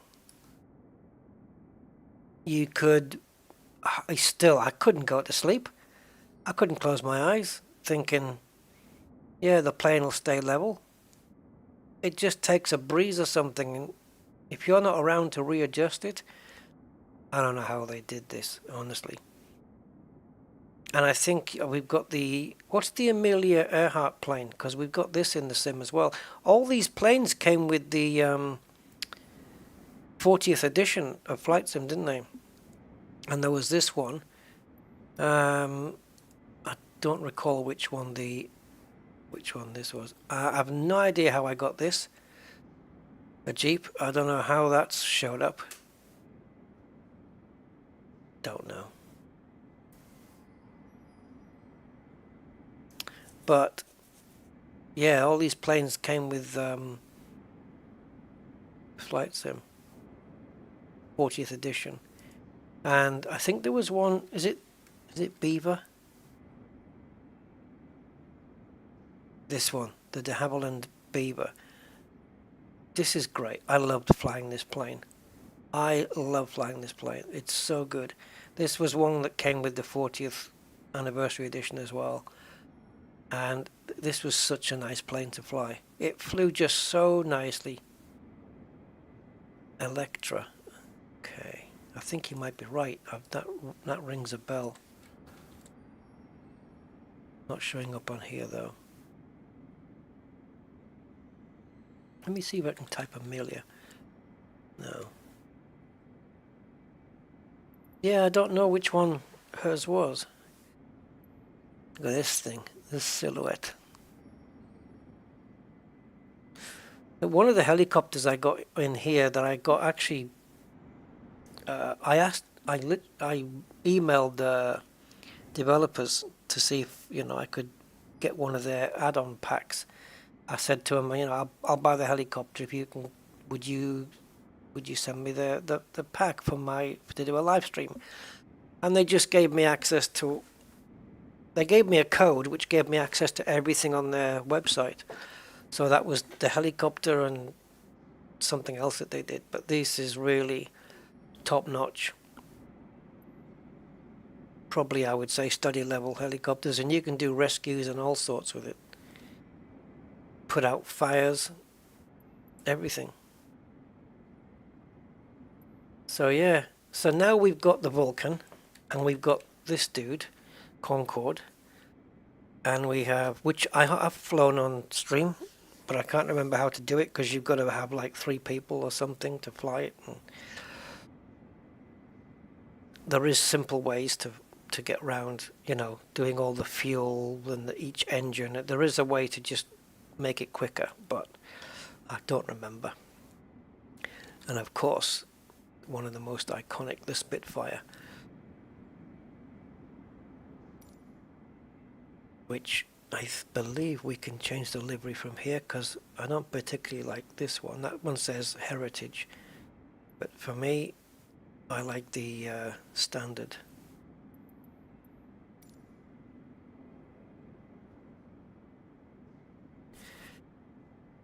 Yeah, baby. Battle of Britain. Oh wait, was it Spitfires used in the Battle of Britain, or was it another plane? I want to say Mustang, but I might be wrong. What planes did Britain use in the Battle of Britain? I'm cautious about saying Spitfire because it might not be. I know that these were used to patrol around the south of England, around the White Cliffs and stuff, and I actually did that exact patrol route on one of my streams. The exact same route. We had it planned out in little nav map.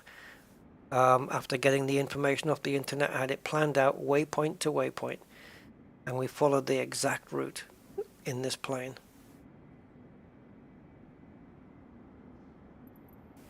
Yeah. So yes, very awesome. Very awesome. I'm pretty sure we've got Amelia. Let me just see. What plane did Amelia Earhart fly? Lockheed Electra 10E. Okay, so let's go to change.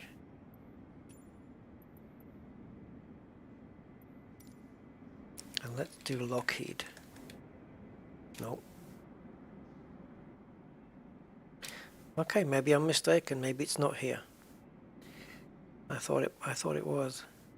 But yeah, Electro Model 10.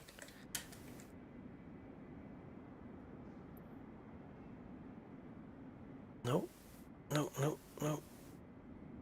No, it's a very recognizable plane, and it ain't any of these. The other trips I want to do is I want to do the 787, right? Because the Asobo one is now really up there.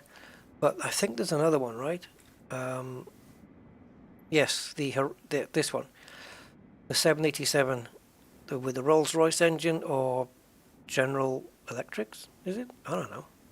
Yeah, General Electric. So yeah, 787-9 I want to do. Oh, I realized, you know, how the size difference between a 737 and a 787, right? So if you imagine a 737, your standard get in, let's go on a holiday plane, the fuselage, right, the body, if you look at the front of the fuselage, it looks like more of a round shape. Well, the engine of the 787 is about the same size as the same diameter as the fuselage of the 737. Such is the size difference. But what I didn't realize, of course, is that the Boeing 777 is even bigger than this thing. The 777's, yeah, even bigger, but I don't think that's in the game as of yet. At least not a good one. So I want to do this 787. I think that's going to be a great one to fly. And the other one, which is headwinds, which is the Airbus 330. I've got so many Airbuses here. Yeah, 330, but is this the headwind one?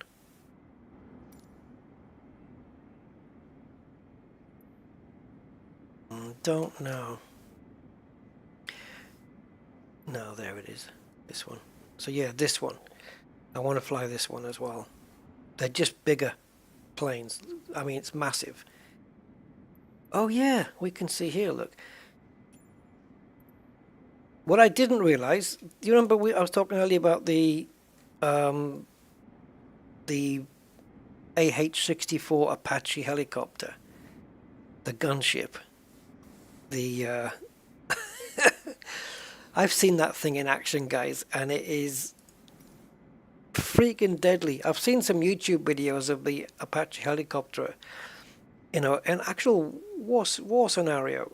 It's just devastating. It's absolutely devastating. And all the equipment it has on board, like it's, you know, for acquiring a target, and even at night time it can see perfectly well. It's like daytime, you know, it's crazy. And isn't it the case in the AH-64, the pilot has got the helmet on, and wherever he looks, that's where the guns turn. Like the guns turn with him, with his head. I didn't realize that the AH-64 Apache was also Boeing. I didn't know it was a Boeing, but there you go. Right, so yeah, so here's the 737 700. Okay, so mid-sized plane, and I don't know if it really shows up here. So the fuselage, it's difficult to show, isn't it, because it won't keep still. Let me see if we can change the camera here. No. Trying to get a size difference. So this plane takes up 1, 2, about 3 tiles, but it's the size of this when you look at it directly from the front. And then you switch to there, so that. And then you can't, unless you put them side by side, I suppose it's difficult to appreciate the actual size difference.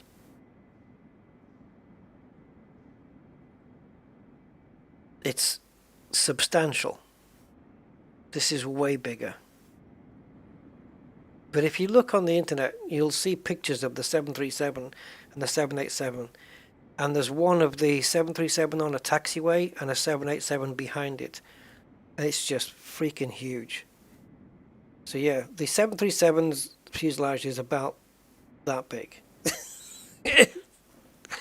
It's absolutely huge. A pity I can't get two planes on the ground at the same time. Although, yeah, we can. We can sort of pop it into Gatwick and then turn on the live traffic and hope we get a 737. But, Jesus, this thing's big. And I really want to fly it. And Asobo themselves have done a great job on the 787-10 and the Boeing 747 as well. But these, I want to fly these big planes. This is like the 737, but it has computers. Like everything is touchscreen and up to date. Let me just see if we can just quickly step into one here. I'm very bad at ending streams, aren't I? So let's go here. And we'll... let's pop it here because it's big. This is Bryce Norton again, so it's probably not the right place. In fact, let's not do that. Let's go to Gatwick.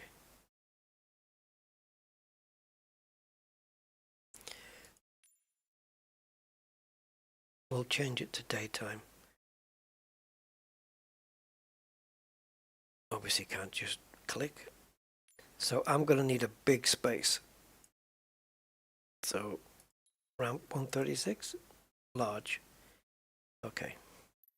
Now we've got the GE there, but I'm going to select the other one. The Rolls-Royce.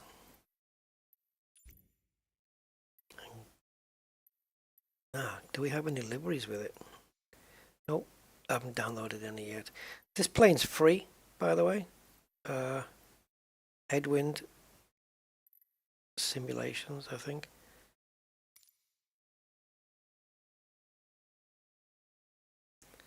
And we'll get the live traffic on as well. But the live traffic will be as of real time, like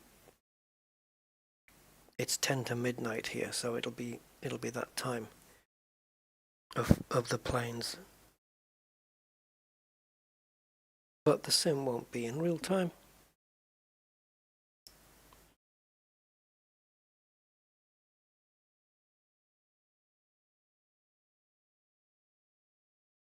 Yeah, fly-by-wire. There's not a single cable to the control surfaces. Everything is electric and digital. The brakes are electric. The only claim my car has to fly-by-wire is the throttle. There's no connection between my throttle pedal on my car and the engine. There's no mechanical connection. It's a cable. See, why has it put us here? It's electric cable. It's basically fly-by-wire. Oh, why has it put us here, man? And powered up. I clearly chose a gate. But yeah, look, so this is like your MCDU, but it's all touchscreen stuff. Of course, we've got no route, we got no nothing. Much more sophisticated. But everything is familiar, all of this. This is very familiar, just like the other planes and the Airbuses as well. Very, very familiar settings. And then we've got more down here. Oh, this is, oh, right. They've got all of so they've got the transponder there. It's all digital now. VHF, all the frequencies. Wow, man, that's cool. And the yoke is meaty, chunky one. Nice. Well, we are on the runway.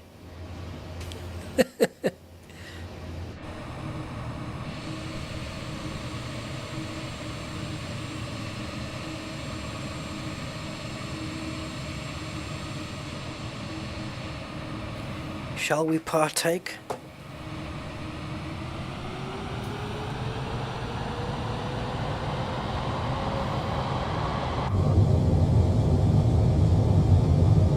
Oh, why isn't my thing working? Ah, okay, my num lock was off. I have no idea what speed I need. I haven't got any performance figures programmed in, so I don't know V1 speeds.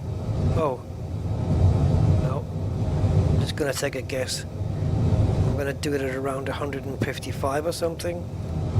Okay, let's go. Oh, jeez! Man, that was ridiculously responsive. Okay, now it's settled down. That was nuts. Flaps coming in. So this is the Dreamliner here. I think this can get across the Atlantic, but we're looking at somewhere between 6-7 hours to do it though.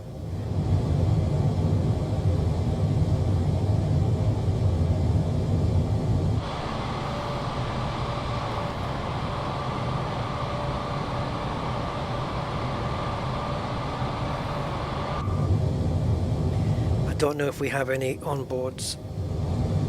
No. I mean, we've got these cameras, but I've got nothing inside. I love the wings on this, the way that they just taper upwards.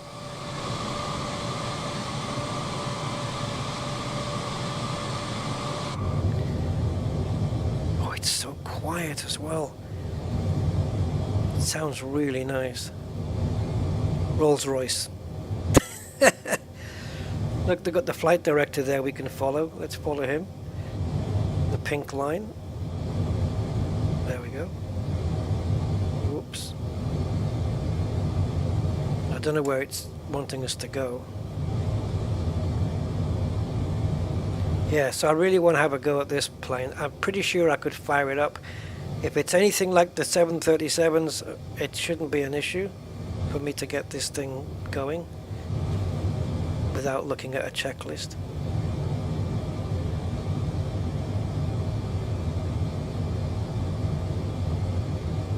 And then, if I can cancel this, guys, the other one would be the 330, the Airbus 330. I can't believe I haven't flown these planes yet. I've had them for a little while. And also I think the Airbus A321, I think I have from Headwind. There's several planes you can install if you download their installer. And they're all free of charge. Just like the fly-by-wire. So we have 330. So we got this one, which I think, is this the Asobo one? I don't know, I'm going to use this one anyway. Liveries, nothing really. Stick with this one. Same spot. Okay, gate. Fly. I probably should have put it on the runway if I wanted to fly it. Thinking about it.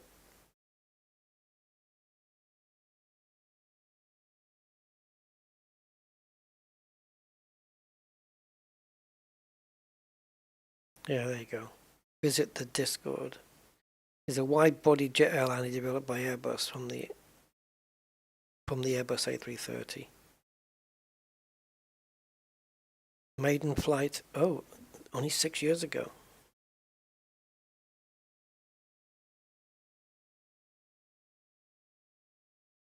Well, not a plane that was designed in the 50s. 2 Rolls-Royce Trent engines. The initial loading after install or update can take up to 30 minutes. What?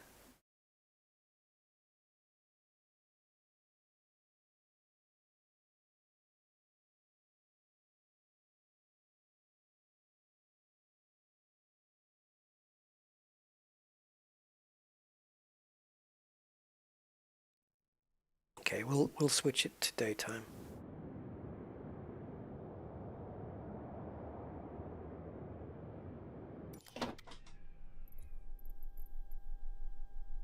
Oh.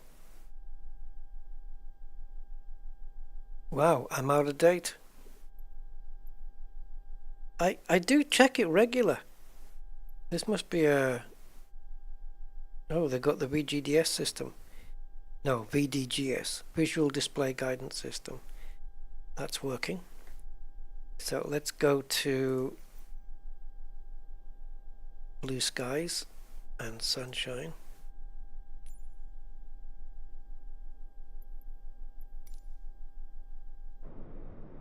And this is a big plane as well. I don't know which one is bigger between the 787 and this one. This to me looks a little longer, but I think in terms of actual size, I think the 787 is bigger. This has got some big ass engines on it though. Jesus. It looks longer than the 787, but maybe that's because it's thinner. I don't know. If I had to guess, I'd say the 787 was bigger. Yeah.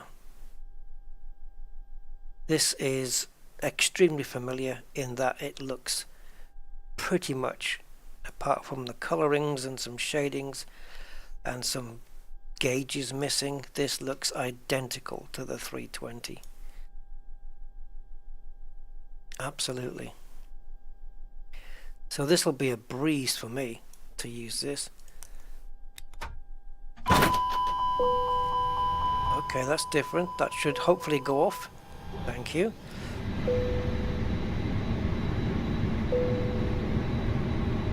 Yeah, it is using the fly-by-wire system, but I don't know if they're as up to date as the Airbus one. Where's me knobs?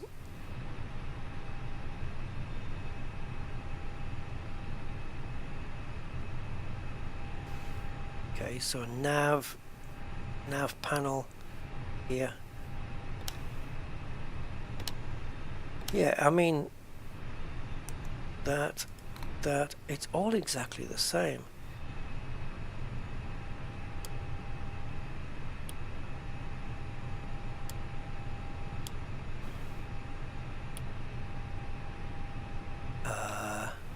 Yeah, piece of cake.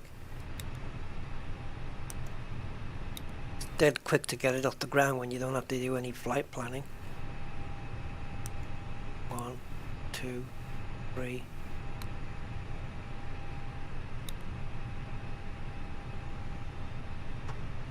Beacon. Yeah.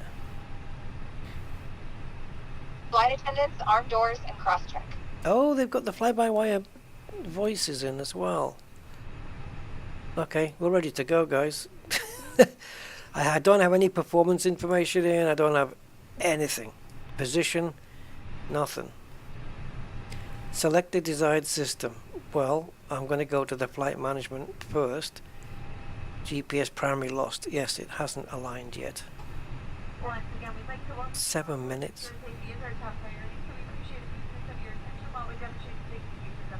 I do like this about the fly-by-wires.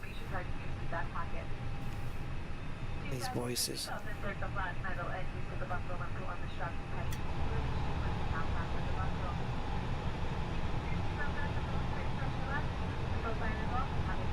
This is exactly the same as the fly-by-wire system.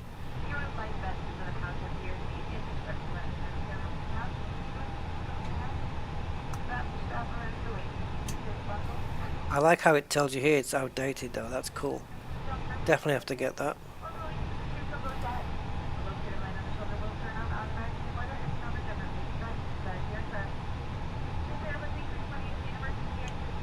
I don't have any sim brief, I'm sorry. Ah, here. Okay.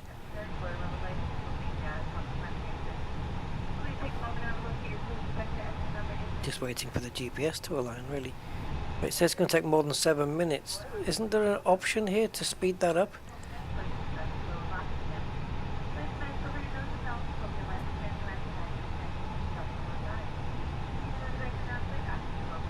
Yeah.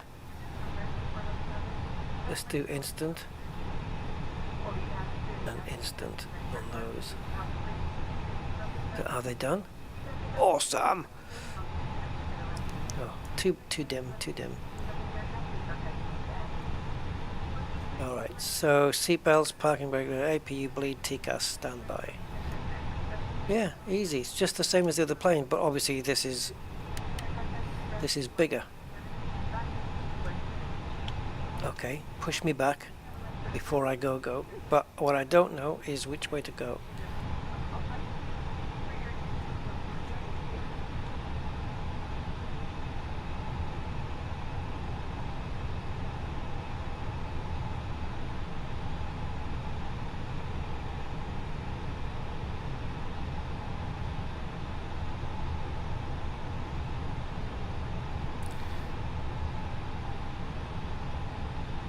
Okay. Right, I'm going to assume that there's room there. So I'm going to go...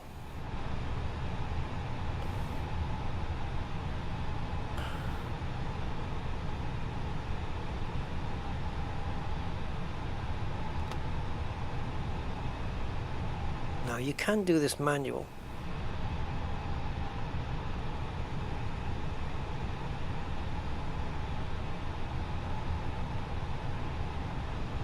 Have to.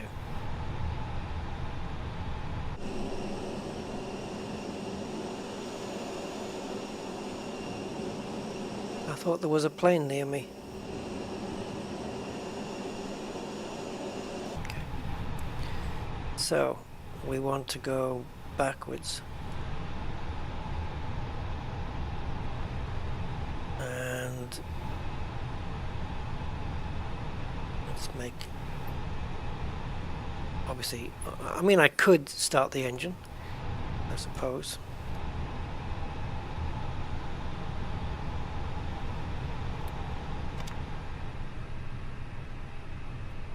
Oh, wait a minute.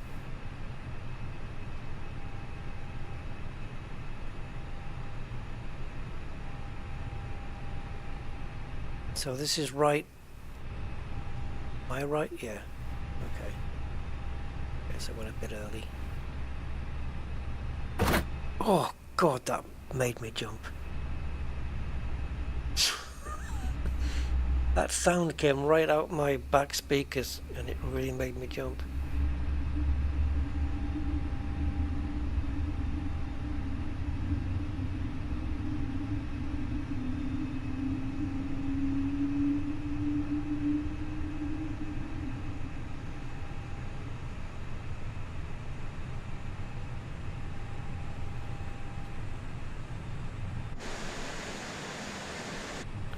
We need a bit of more speed, eh?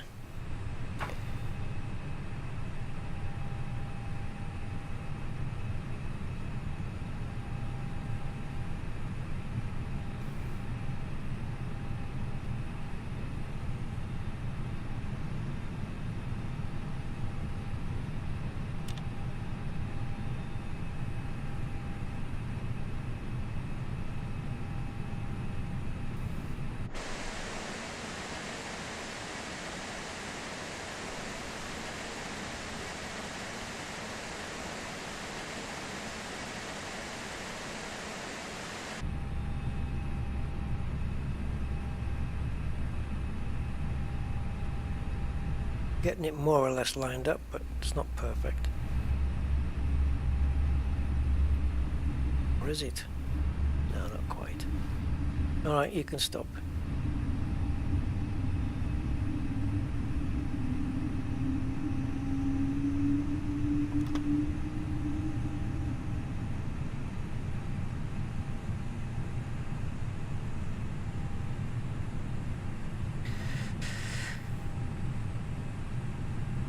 Flight attendants, please prepare for takeoff.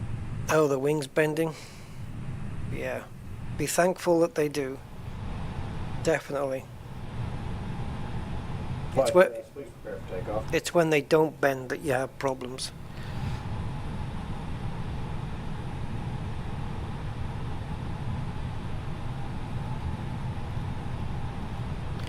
Right, this is a big plane. We're not using autopilot anyway, but we're going to just...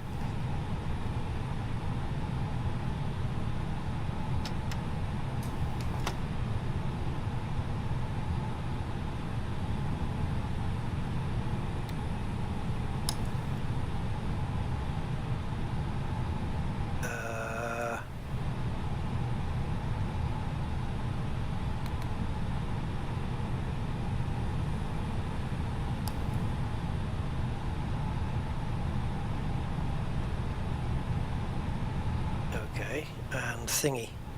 Up, thingy. Nope, that one.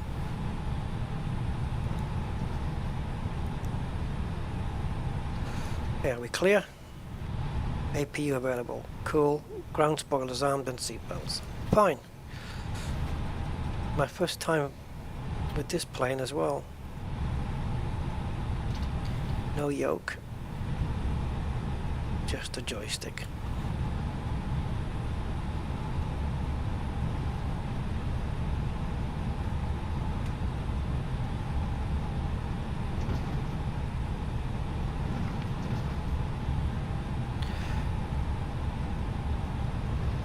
No flight plan, nothing. I don't even have any real intentions of flying up, turning around and landing again. That's not on the agenda. Not quite sure why the windscreen's so mucky. Or why it even has to be.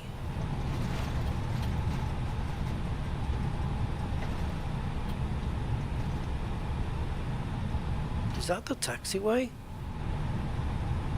Looks like, okay, looks like it is.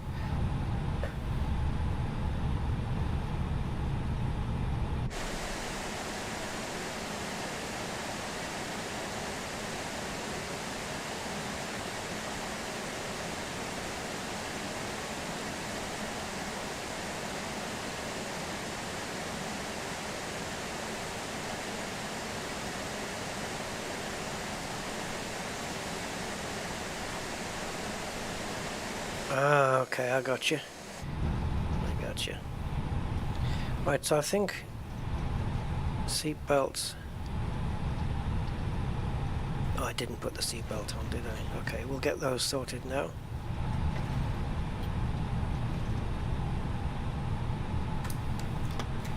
Okay, so we need seat belts on, which is... They are on.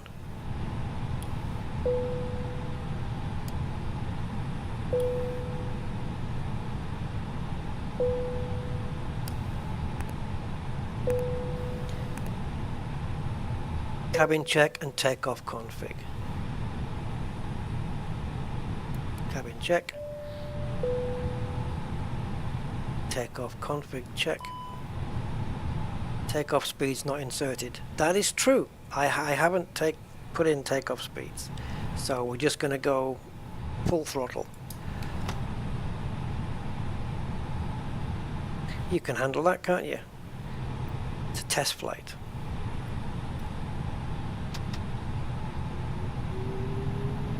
It's probably going to have a right whinge.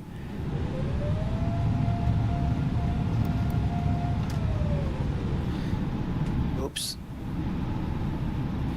I'll clear that when we get on the runway. I don't know if it's going to complain or not.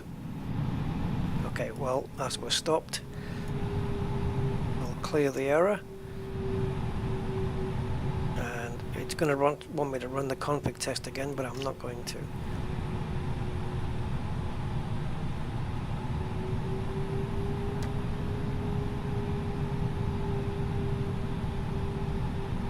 Come on, sweetheart.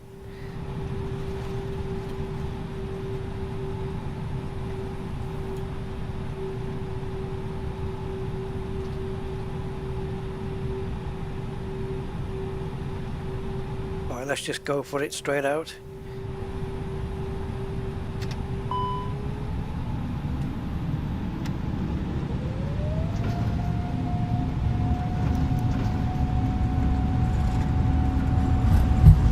It does feel like a bigger plane than the A320.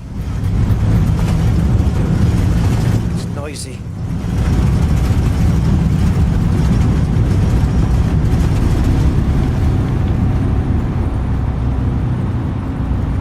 Positive rate of climb and gear up.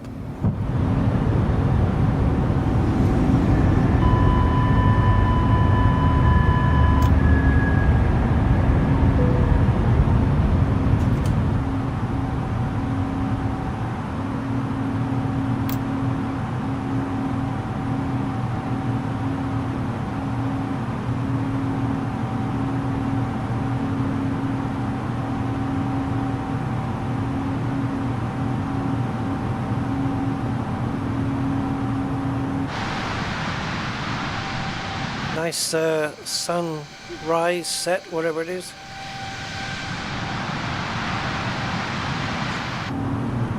Yeah, you can definitely, well, I can definitely notice it's bigger.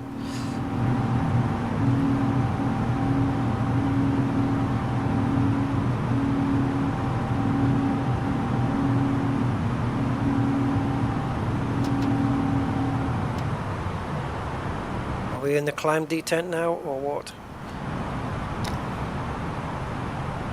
No. Now we are. Okay.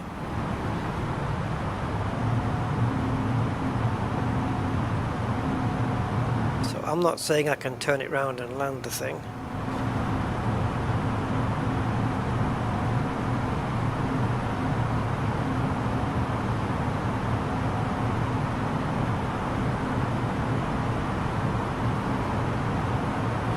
The chance of me lining the thing back up again is remote. Looks nice outside though. Ooh, we're lifting. What's that all about?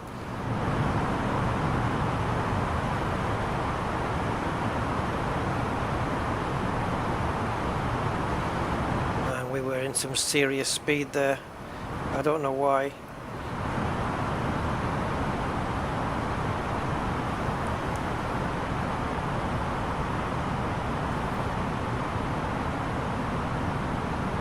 Dent bank. We're already banking, I think, maybe a bit too much.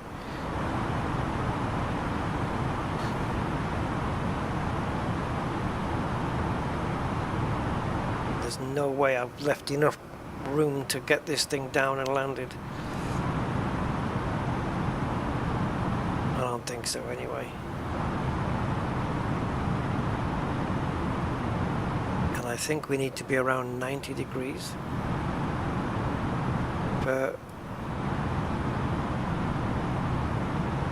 Gatwick.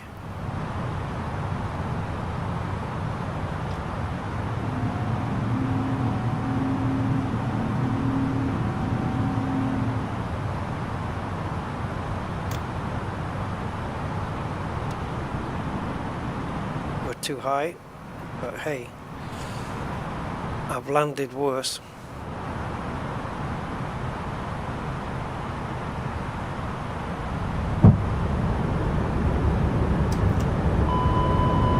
I know we're overspeeding. It's fine. You'll live. It's just because we're dipping the nose down to get some to lose some altitude, and for that we're having to overspeed. Rush. Uncle Rusty knows what he's doing. 2,500.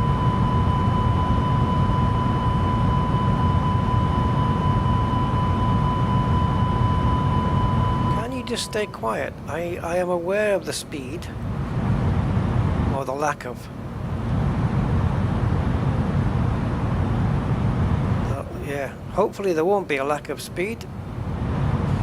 We can maintain what we want.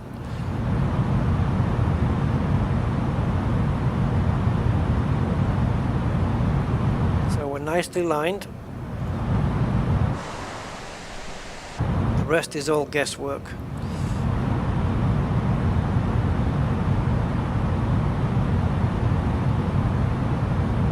$1,000.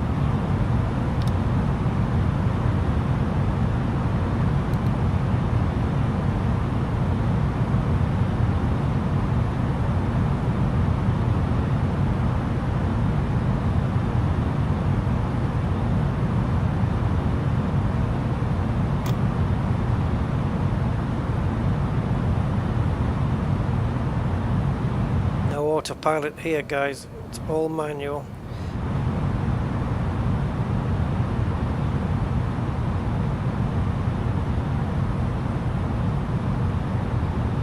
Too low, terrain. Too low, terrain. Chill out, man. Too low, terrain. Too low, terrain. I should have turned that Too low, terrain. system off. Too low, terrain. Too low, terrain. Too low, terrain. It will rain. Too low, terrain. It's not too low to rain. It does rain down here.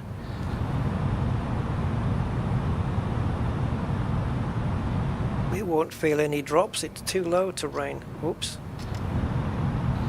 Not again. I wasn't keeping an eye on the speed there. Of course, the nose is pitching up because of the increased speed.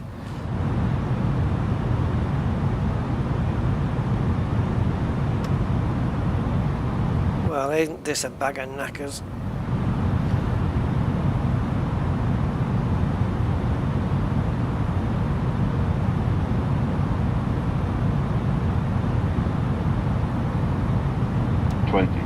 Retard. 10. 5.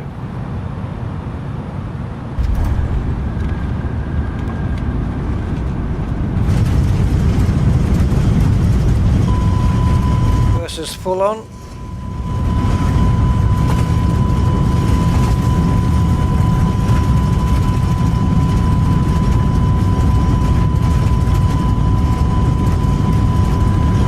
It's not stopping. Okay, I guess it doesn't have reversers then.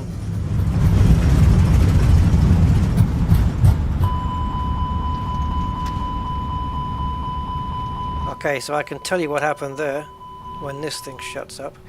So normally I press a button on the throttle and I push the throttle full forwards, and that gives me reverse. And it looks like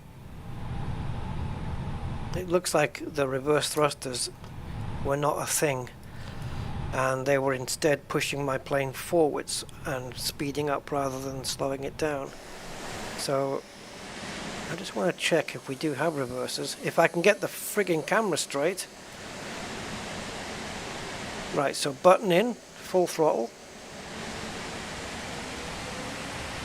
Does the engine open up? No, it's not. Isn't it supposed to? Isn't it supposed to open in the middle?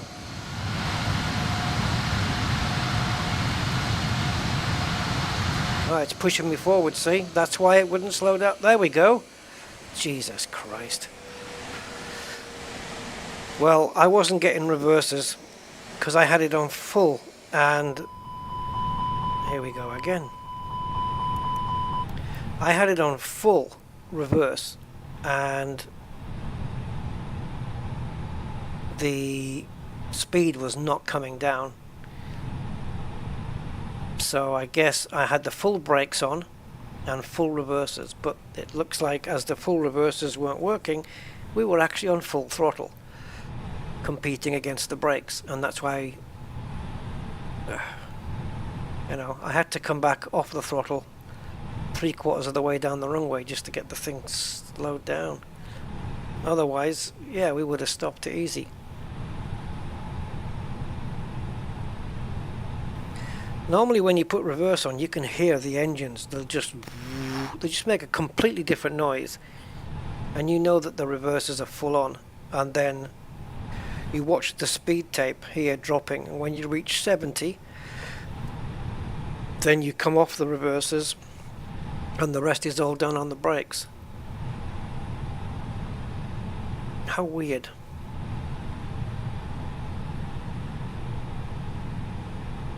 How weird then that the reversers, you can engage them now, like that. That's full on reverser. And the engines don't open up. But if I release the button and bring it down, what's that all about?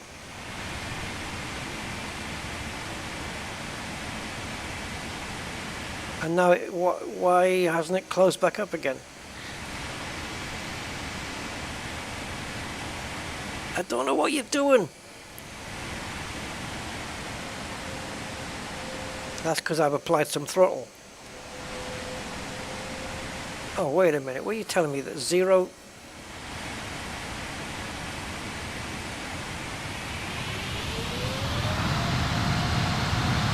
Nope. I don't know.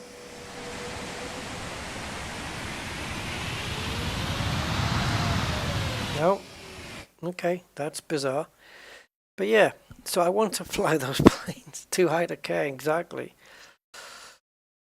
We just bring it down anyway. We would have stopped if the reversers had worked. I mean, you can land it without them. You can.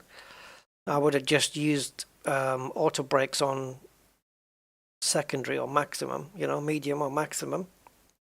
Not secondary, but the second. There's auto brakes 1, 2, and 3, right? Min, mid, max. I would have either used it on the mid or the max, and then the plane would have just probably quite easily stopped itself. But like I say, I'm not a pilot, so what do I know?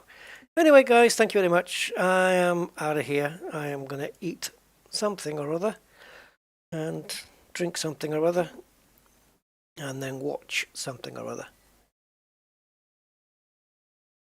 So I bid you farewell. I hope you enjoyed the Vulcan.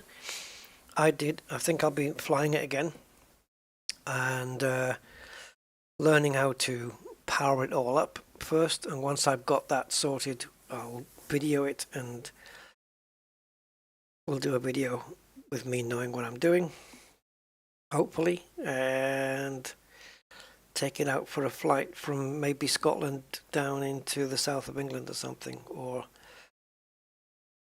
yeah. Okay, dudes, I'm out of here. Thank you so much for your company, and I bid you farewell. Until next time, goodbye.